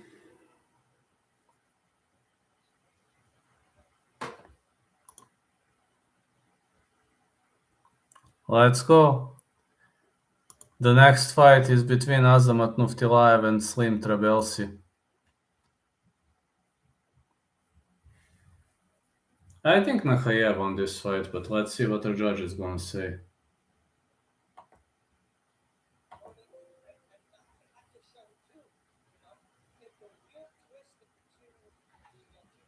Some really weird twist was happening.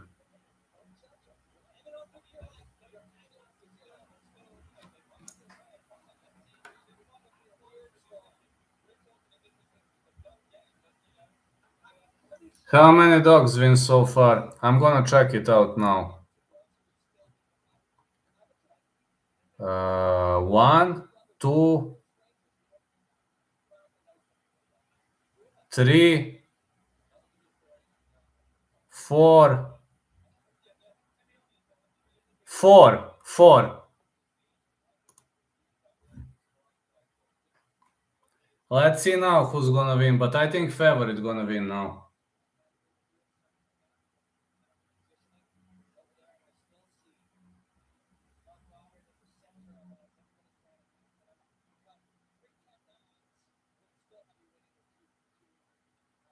Four underdogs, yes.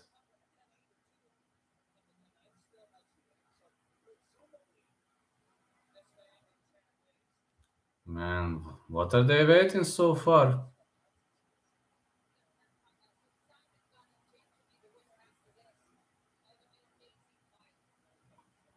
It's probably a draw when we're waiting that much.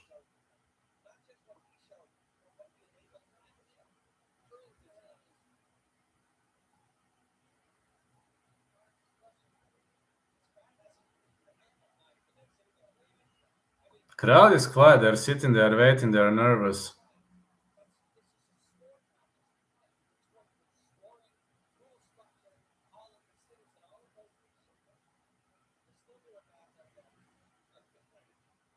Man, who won the fight? What the heck?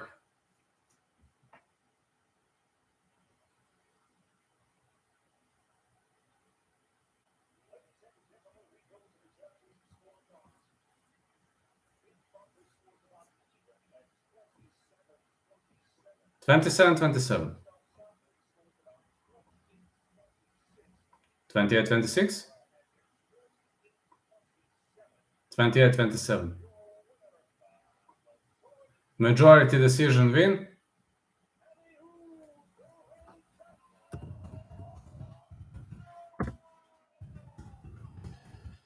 Favorite one.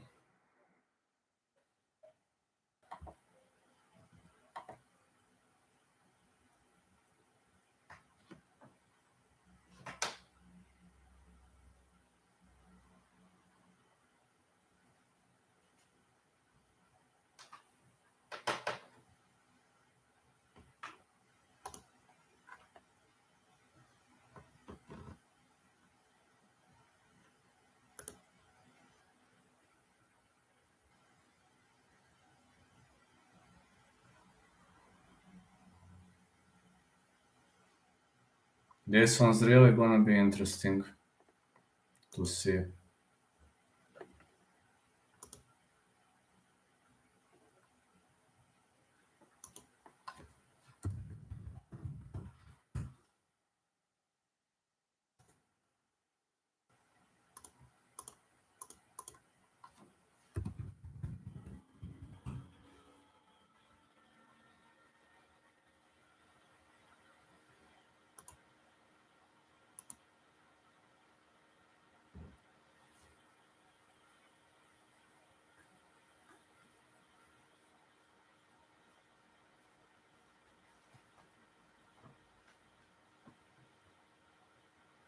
Great victory from Nahaye. Now we're having a title fight coming up. Two title fights. I wonder when is this going to end anyway.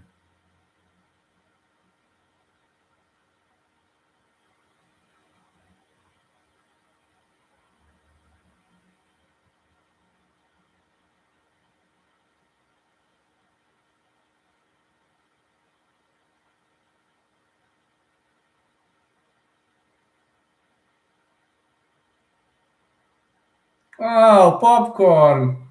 Popcorn time! Yeah, I know. It's a popcorn time. I agree with you, bananas and grapes. It's a popcorn time.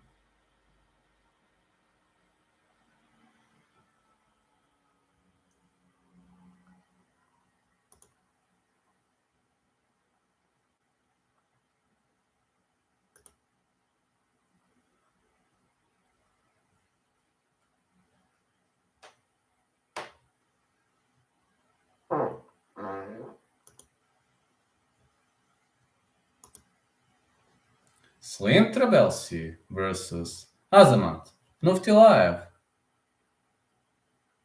Corn. Corn looks nice. Now Slim Trabelsi gonna fight Azamat Nuftilaev. Azamat Nuftilaev has way more experience, but Slim Trabelsi is a heck of a fighter. I think he is the greatest Tunisian prospect at the moment.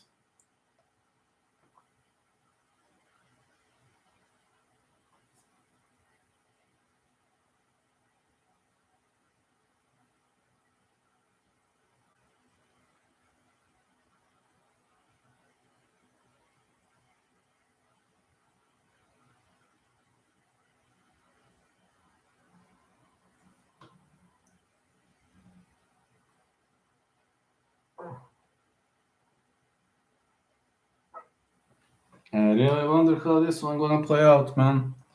But looks like great. My name is Slim Trabelsi. I come from Tunisia. I come to fight for the others. Feel good, feel ready. Have prepared for this fight my strategy, my preparation. Now I feel it very good. Was a good fight. I won by decision. Yeah, I know he won by decision. Trabelsi is a big heavyweight and he is muscular, mentally more ready.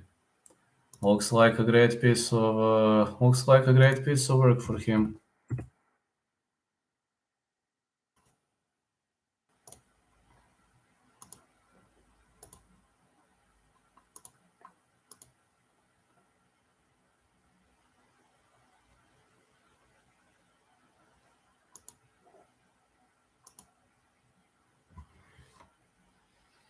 Slim Trabelsi walking towards the ring. It's time for Slim Trabelsi.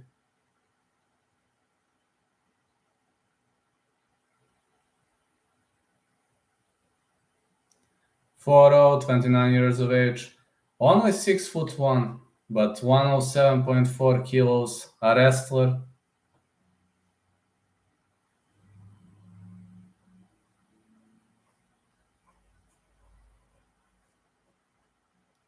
Tunisian wrestler Slim Trabelsi.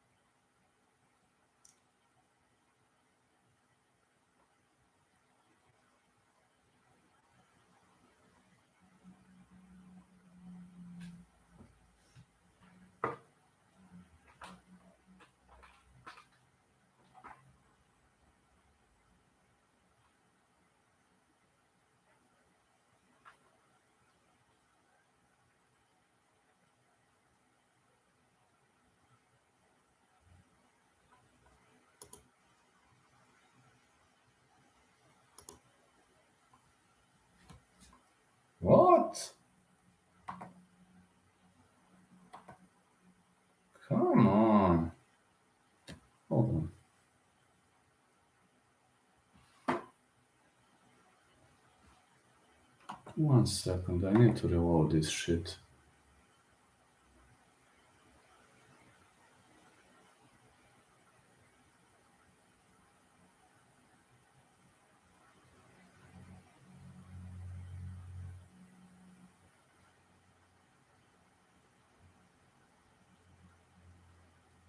Alright.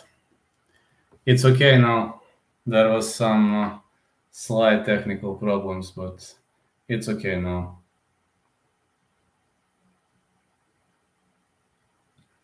I mean, I'm in pain. Of course, I would be angry. Got a fighter out of Uzbekistan.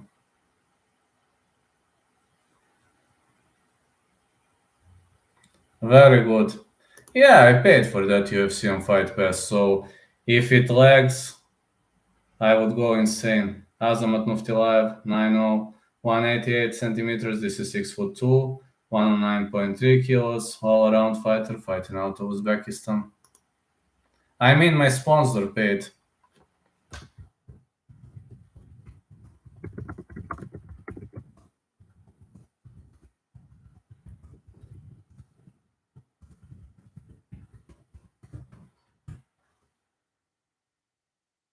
I was having monthly membership until now. I was renewing every month, and he paid me annual membership, so he gave me money to pay for annual membership, so great, just great.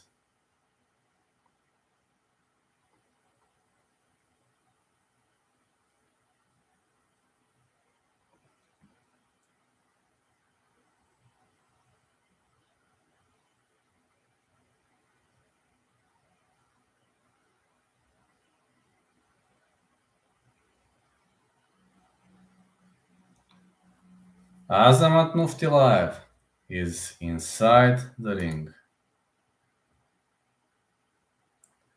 Nuftilaev is all-around fighter, Slim Trabelsis wrestler. We'll see, but Nuftilaev is a heavy favorite heading into this one. No, sorry, Slim Trabelsi is heavy favorite heading into this one, my mistake. But I have Nuftilaev. I think Nuftilaev actually has a decent chance heading into this fight. He is too much underrated.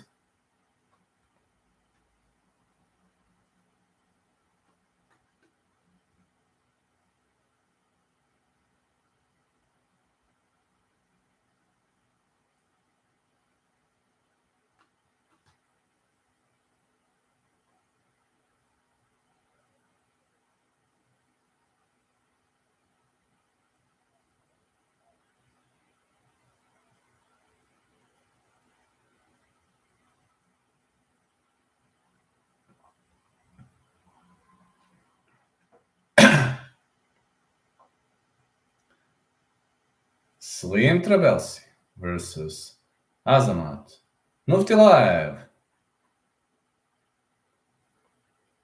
All the fights went the distance, but now I have a feeling that this one might not last.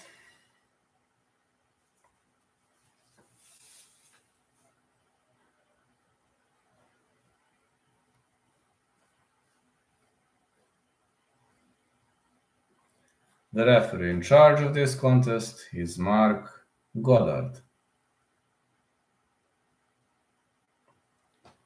Azamat Nuftilaev, Slim Trabelsi.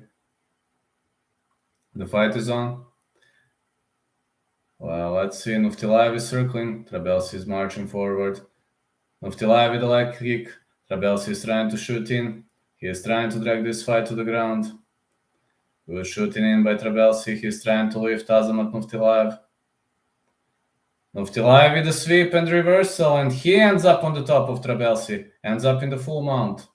Wow, Nuftilaev is going to rain some heavy shots if he stays on the back. Punches for Nuftilaev. Trabelsi has to slip out of this position. This is not looking like a good position for him. Nuftilaev has both hooks in. Now he's got Trabelsi's back. Trabelsi is trying to bridge his way out of this position, but he's bridged up. It's hard to expect that his opponent is going to finish him. his opponent needs to rotate to the side, Nufti Live. He needs to rotate to the side if he wants to finish this fight.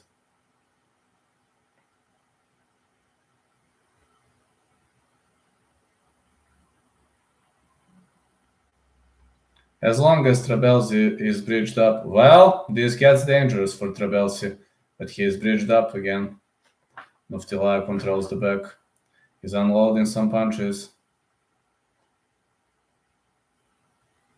Trabelsi is trying to set himself free, but Nufti Live needs to rotate him to the side. No, when you're bridged up, it's very, very hard to finish the bridged up opponent. And this is getting dangerous. Nufti Live might choke him out. Nufti Live follows him. Trabelsi not bridging up this time. He's unloading some punches here.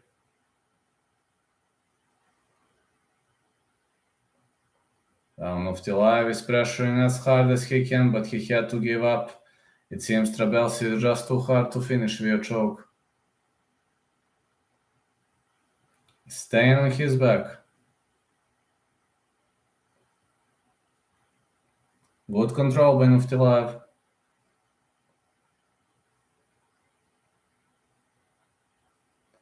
Nufti Live trying to drag his opponent on the back, but now Trabelsi ends up on top. One arm trapped.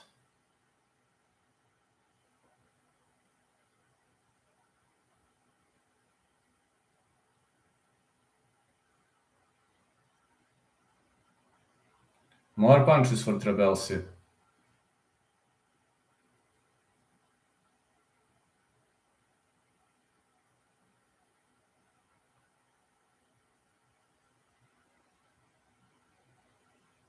Some good right hands.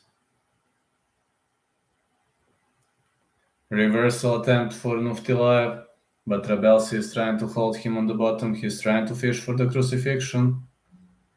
Trying to go for one arm trapped. Well, he slept out of this position, but Trabelsi is now in the side control. Elbows. Big heavy punches by Trabelsi.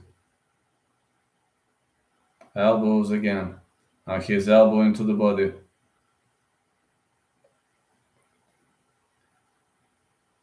Nufti Live looking pretty much tired. Yeah, he's looking pretty much tired heading into this bout. And we're seeing some heavy bombs on the end of his opponent.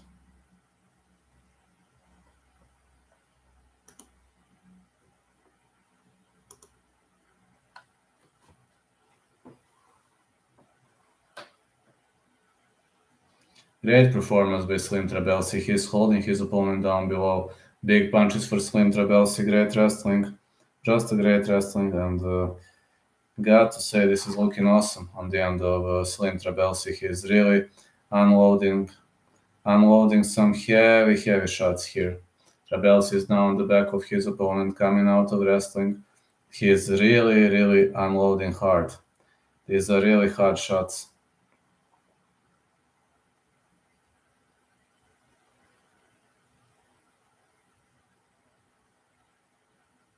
Fighters in the stand-up. Middle kick for Nufti Live. Nufti Live with 1-2. Trabelsi with a weaving overhand right. Oh, big left hand for Nufti Live. He rocked Trabelsi for a sec. Ooh, what a round one. One of the best rounds I've ever seen.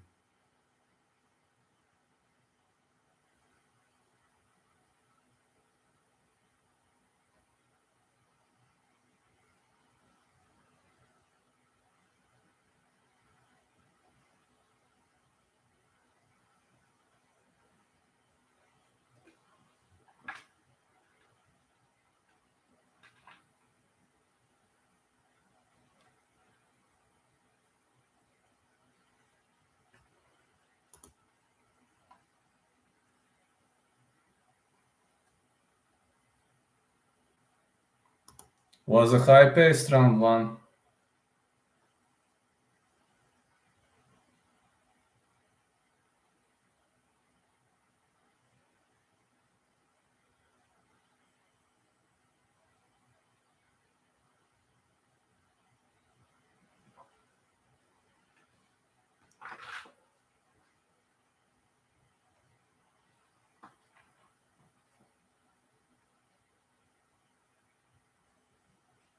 Alright, big right hand for Nuftilaev.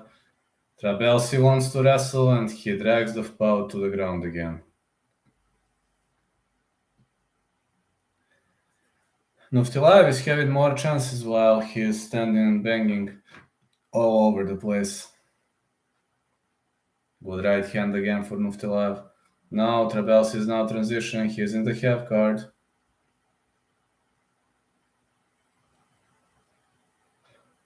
As a wrestler, he needs to stay in the top position. More punches for Trabelsi. Now he advances into side control. He is fishing for a crucifixion. Now one arm trapped. He wants that crucifixion so badly, and he's got crucifixion. Now this is going to be a problem. Oh, but Nuftilaev saves the arm. His opponent is in the north-south position.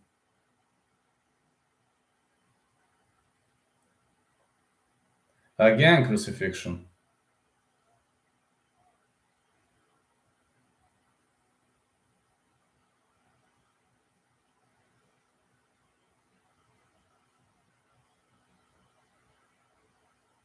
More strikes for Trabelsi, but it seems Nuftilaev knows to slip out of a bad spot. Great rolls by Nuftilaev. Nuftilaev is trying to roll out of this. Excellent rolling by Nuftilaev. Got to say, he's showcasing some really good skills, and Trabelsi keeps trying to hold his opponent into crucifixion, but he is not using elbows that much. This is better position for elbows.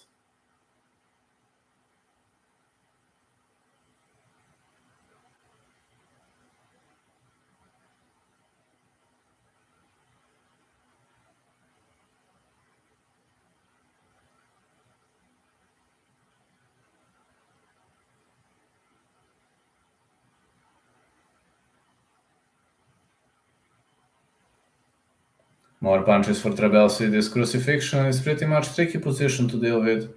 Got to say, one of the trickiest positions to deal with. He's not using elbows at all. More punches for Trabelsi. Nuftilaev is in a bad spot right now. Let's see whether he will be able to turtle up. He's still in the game.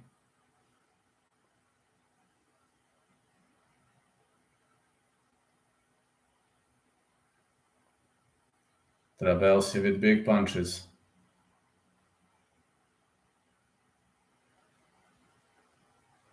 Another punch by Trabelsi. These are heavy punches of the back.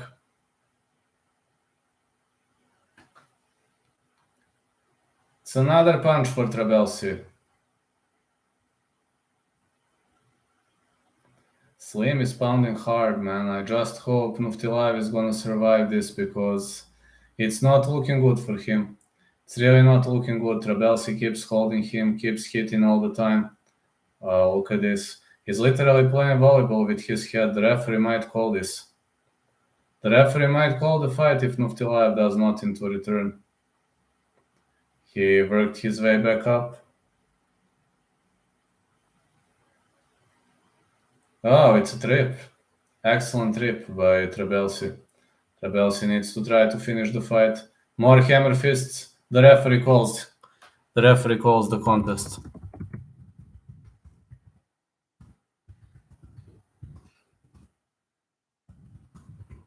Slim Trabelsi won. Round 2 TKO.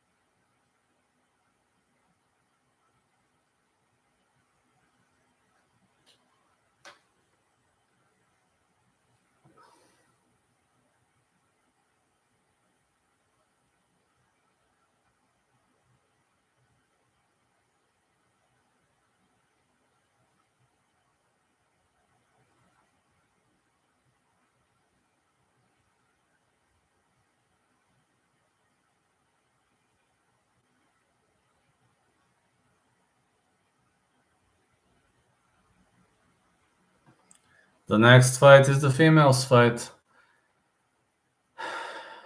Tekenah versus Petrovic.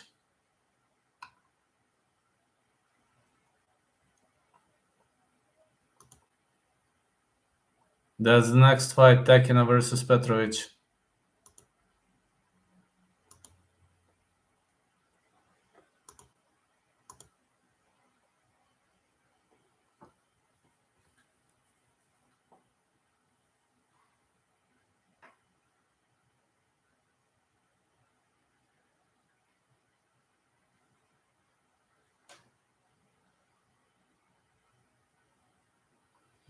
RSFC champion, Slim Trabelsi.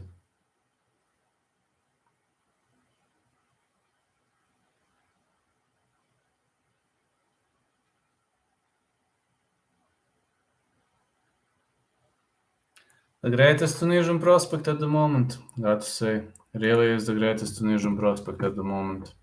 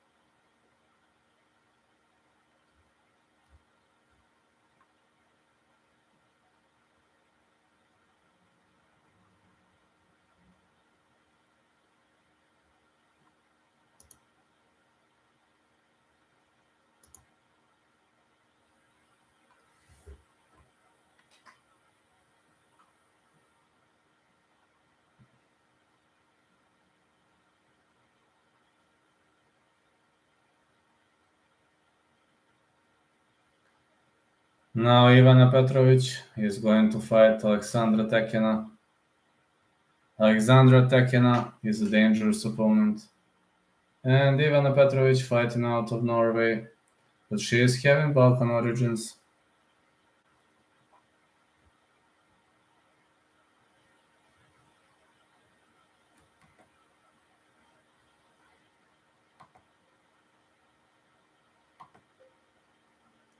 Time for the main event of the evening.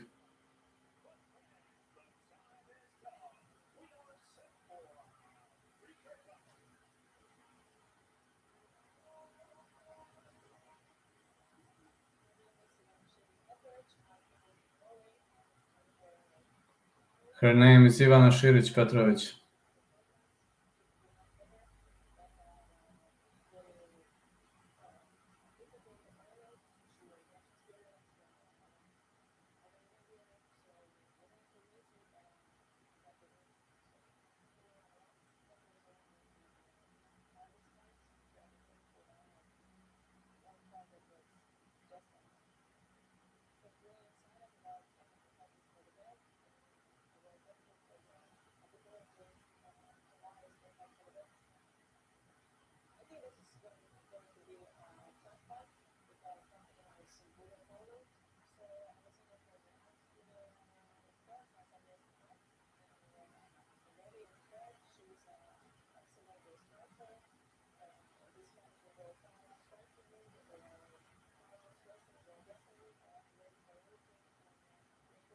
This is Ivana Siric Petrovic.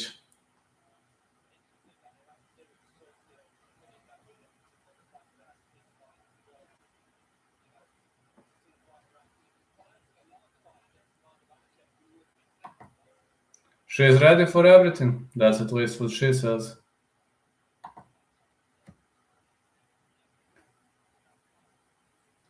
Ivana Siric, 4'0", 28 years of age, 172, 56.6 kilos, all-around fighter.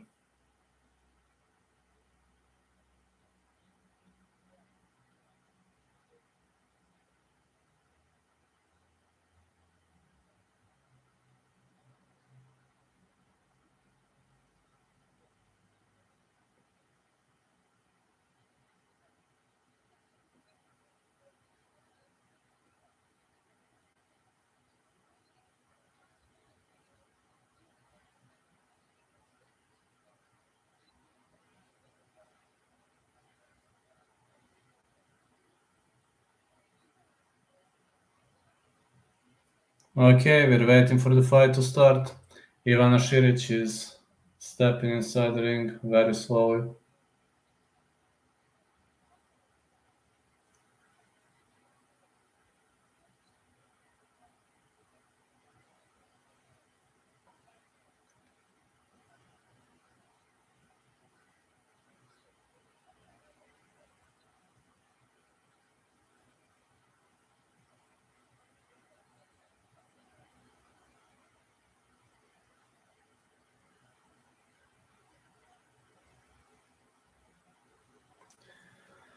To FC, Alexandra Tekenah.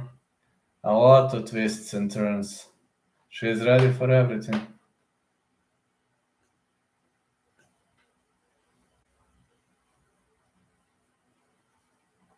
Really was a great fight. One more fight left.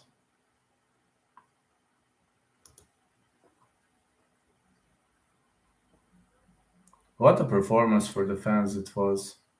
Really was a massively good performance for the fans.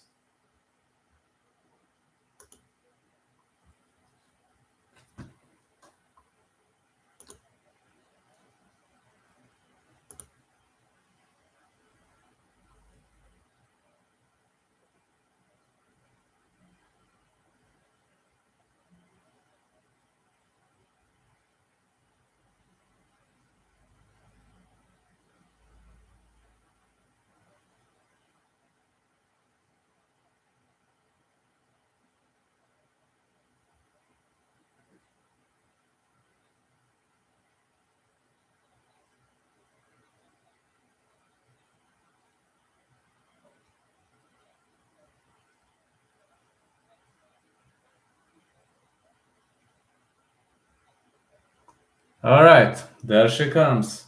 Alexandra Tekenah.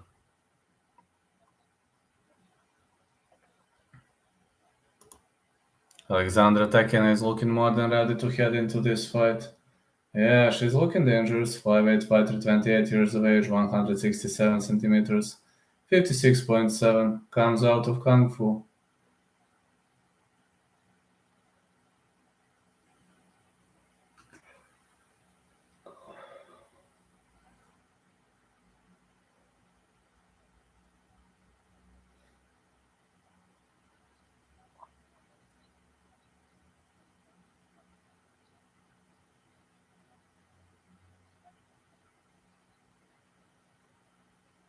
Yeah, but it's interesting to see that she comes out of Kung Fu. That's a very interesting data, and I believe it's going to be useful to majority of fans of the greatest sport in the world.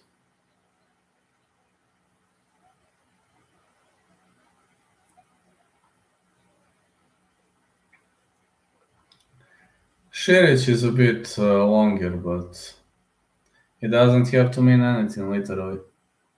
Really doesn't have to mean much.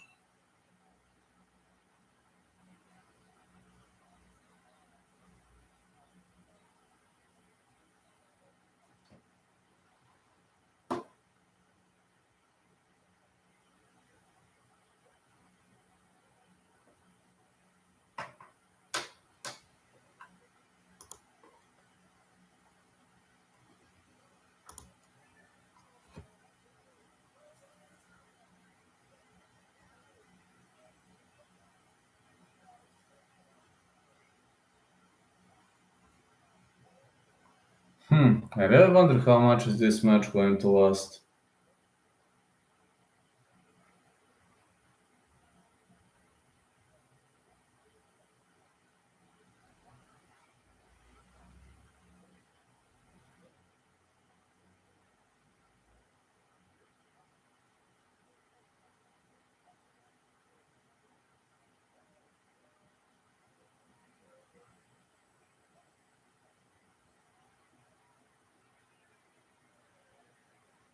Ivana Siric versus Alexandra Tekenah.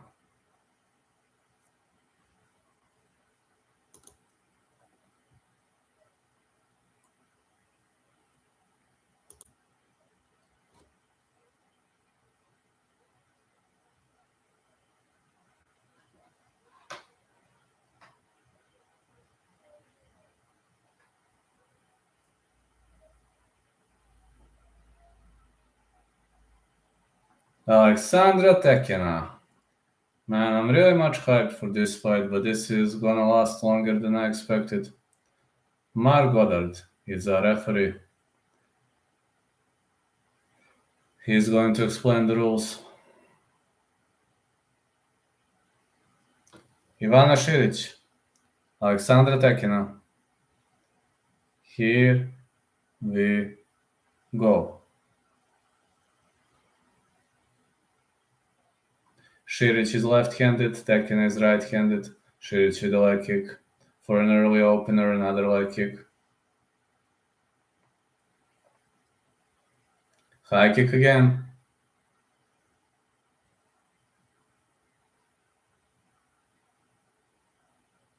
Big left-right.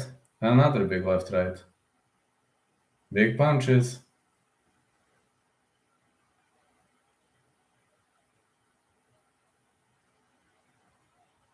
More punches. Ivana Siric barrages, but Tekenah is marching forward, fighting with double pillars like a kickboxer. Siric is throwing some heavy shots.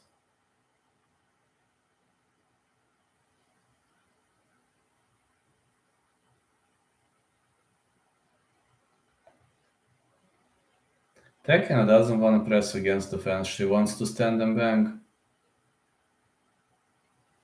Siric is 1-2.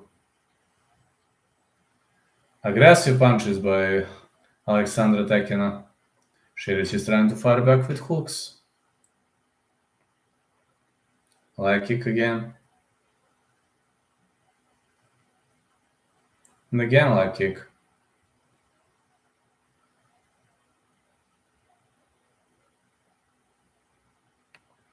Siric is now in the clinch. I wonder will she try to drag this fight to the ground. She's got over-under. Going for a body lock.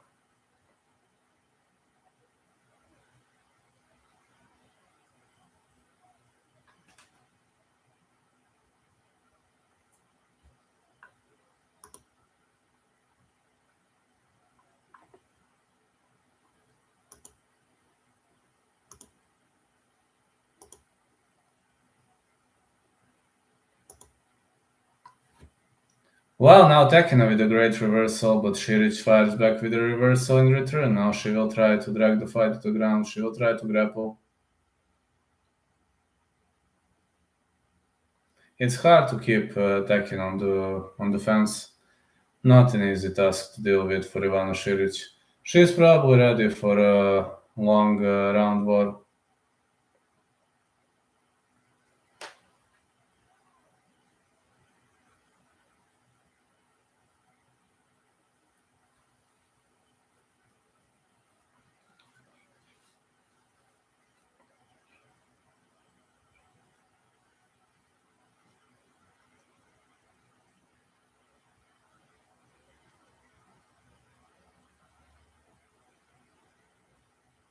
The referee is gonna break them up. As expected, no action in the clinch, and the referee breaks them up.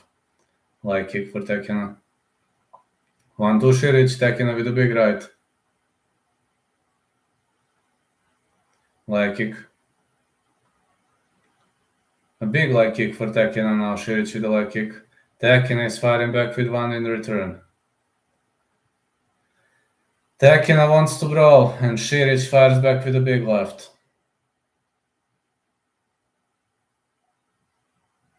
1-2 again for Siric. Tekenah fires back. Siric misses with a body shot.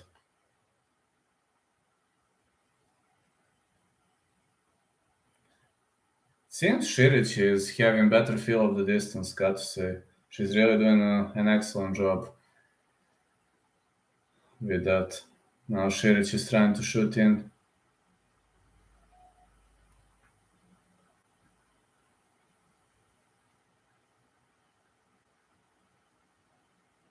Elbow missed by Tekenah. Tekenah is pouring on with the pressure. Middle kick. Another middle kick, now high kick for Ivana. 1-2 Ivana. Siric is trying to shoot in, and she drags the fight to the ground. Excellent takedown by Ivana Siric.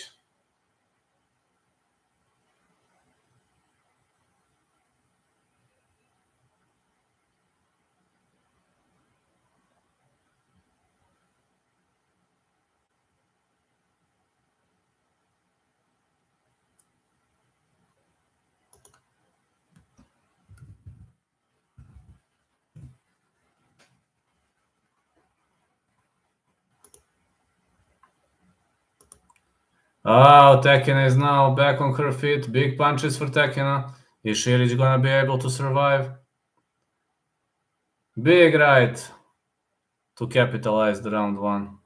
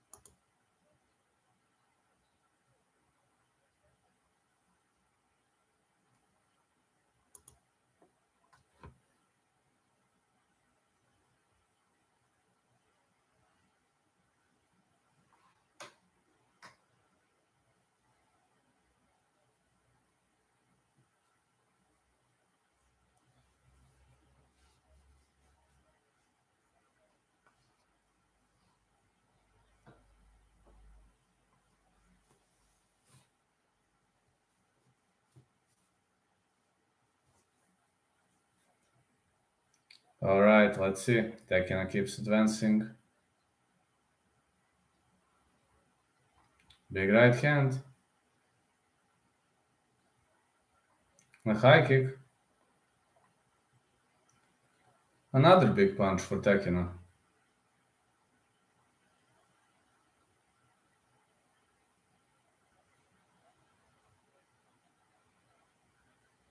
Big left right.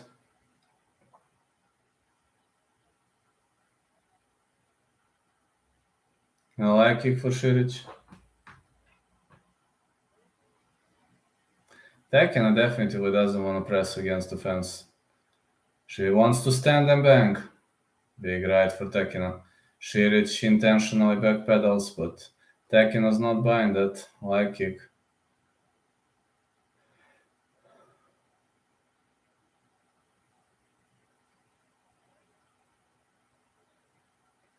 Big left right for Tekenah.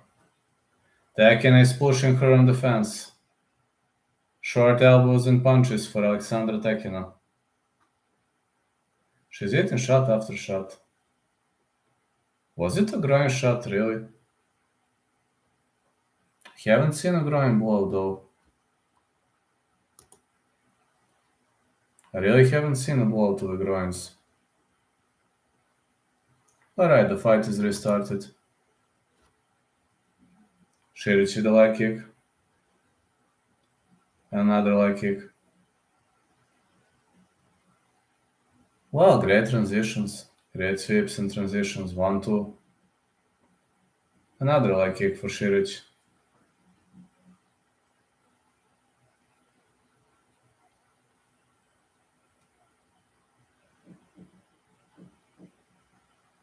Another 1-2. These kicks are pretty much nice.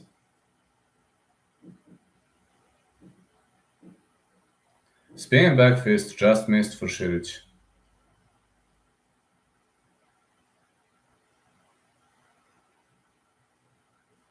It's 1-2 again. Flying knee for Tekenah. Oh, it's a side kick to the face. Just missed.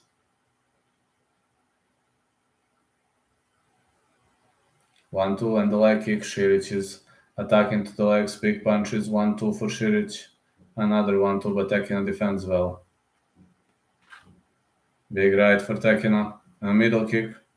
I think this one could last for 5 rounds. Oh, Siric is cut.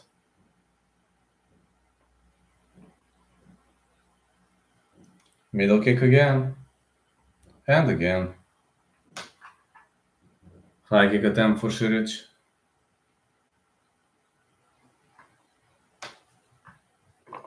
Good right hand again. And again. Good leg kicks. These two girls are definitely throwing everything they have. Siric will try to shoot in. And she traps Tekenah again. Tekenah ends up on the canvas in cage-seated position over and over. But she's trying to work her way back up. Good performance by Alexandra Tekenah. Yeah, Tekenah is kinda unable to work her way back on the feet. Siric is holding her down below. Good knees for Siric. Another knee. She's trying to crush the posture by inserting this leg on the inside and excellent judo trip for Ivana Siric. She lands into a side control and Tekenah is trying to roll out of it. She is now into the turtle position and she works her way back up. Siric will try to go for another judo trip, I assume. This lead leg is free, so I assume we're gonna see another judo trip attempt. She's trying to choke her opponent out, but gives up.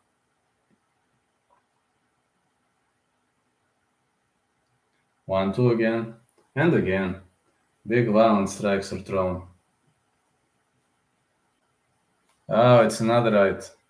And another one. Big powerful right hand. Leg kick again. And again.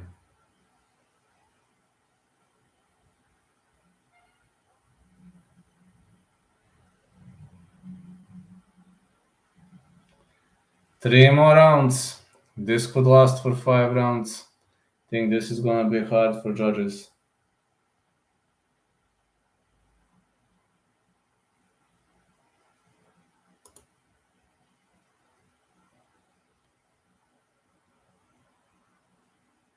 Seen a flying knee attempt.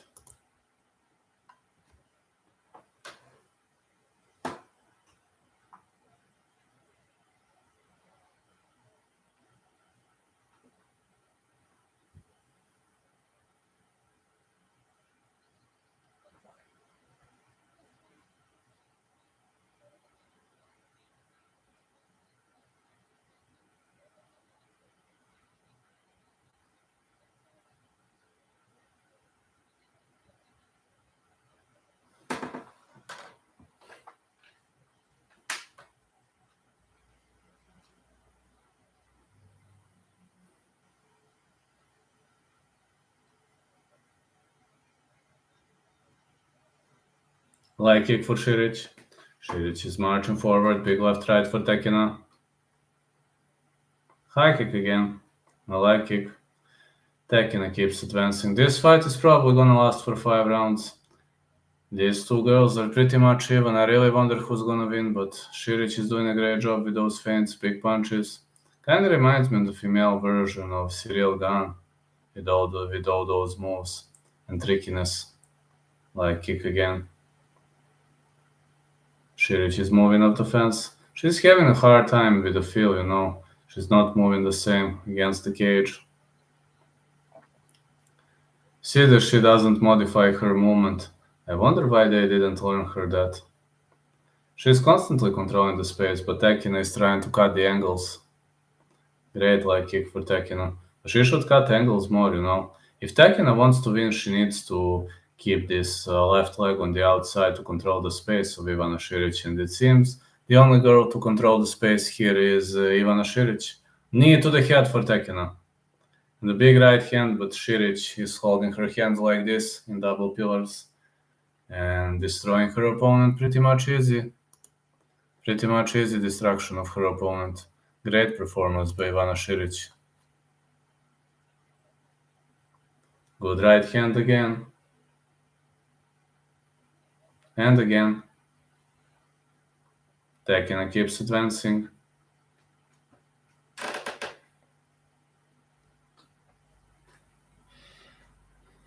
Left and right again. High kick.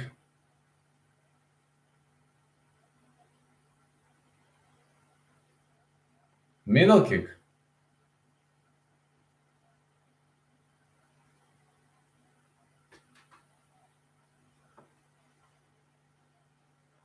Some depthful, good uppercuts. Well, Siric was trying to shoot in, but now Tekenah ends up on top. Now this could be a tricky position, but Ivana Siric is good in BGG. Tekenah doesn't want to follow up. She wants to stand and bang. She's not interested in ground fighting.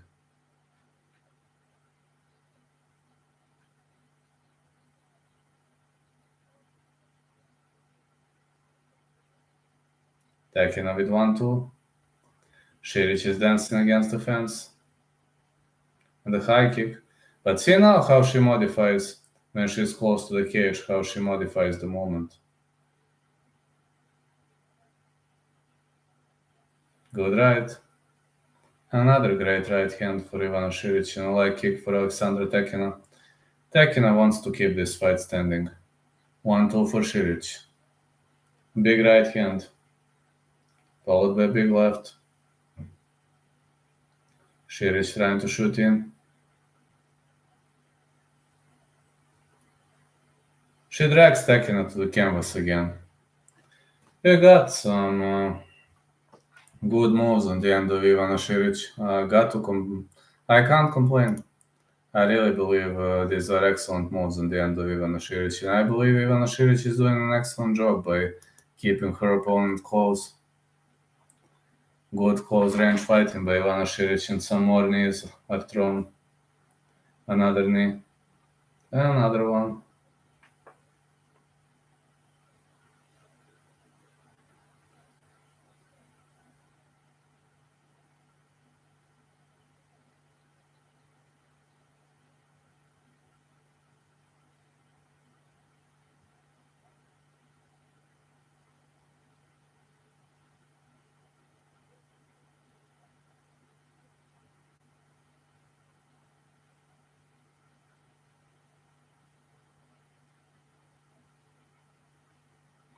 More elbows.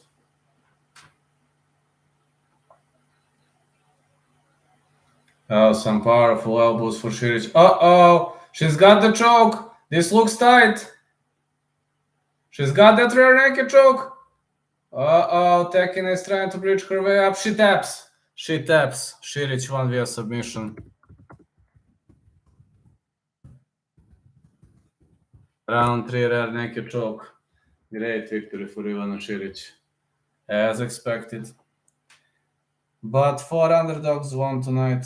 Got to say, this is looking awesome. Just looking fucking awesome. Great performance this was. Great performance by Ivana Siric. One of the best performances I've ever seen. Honestly.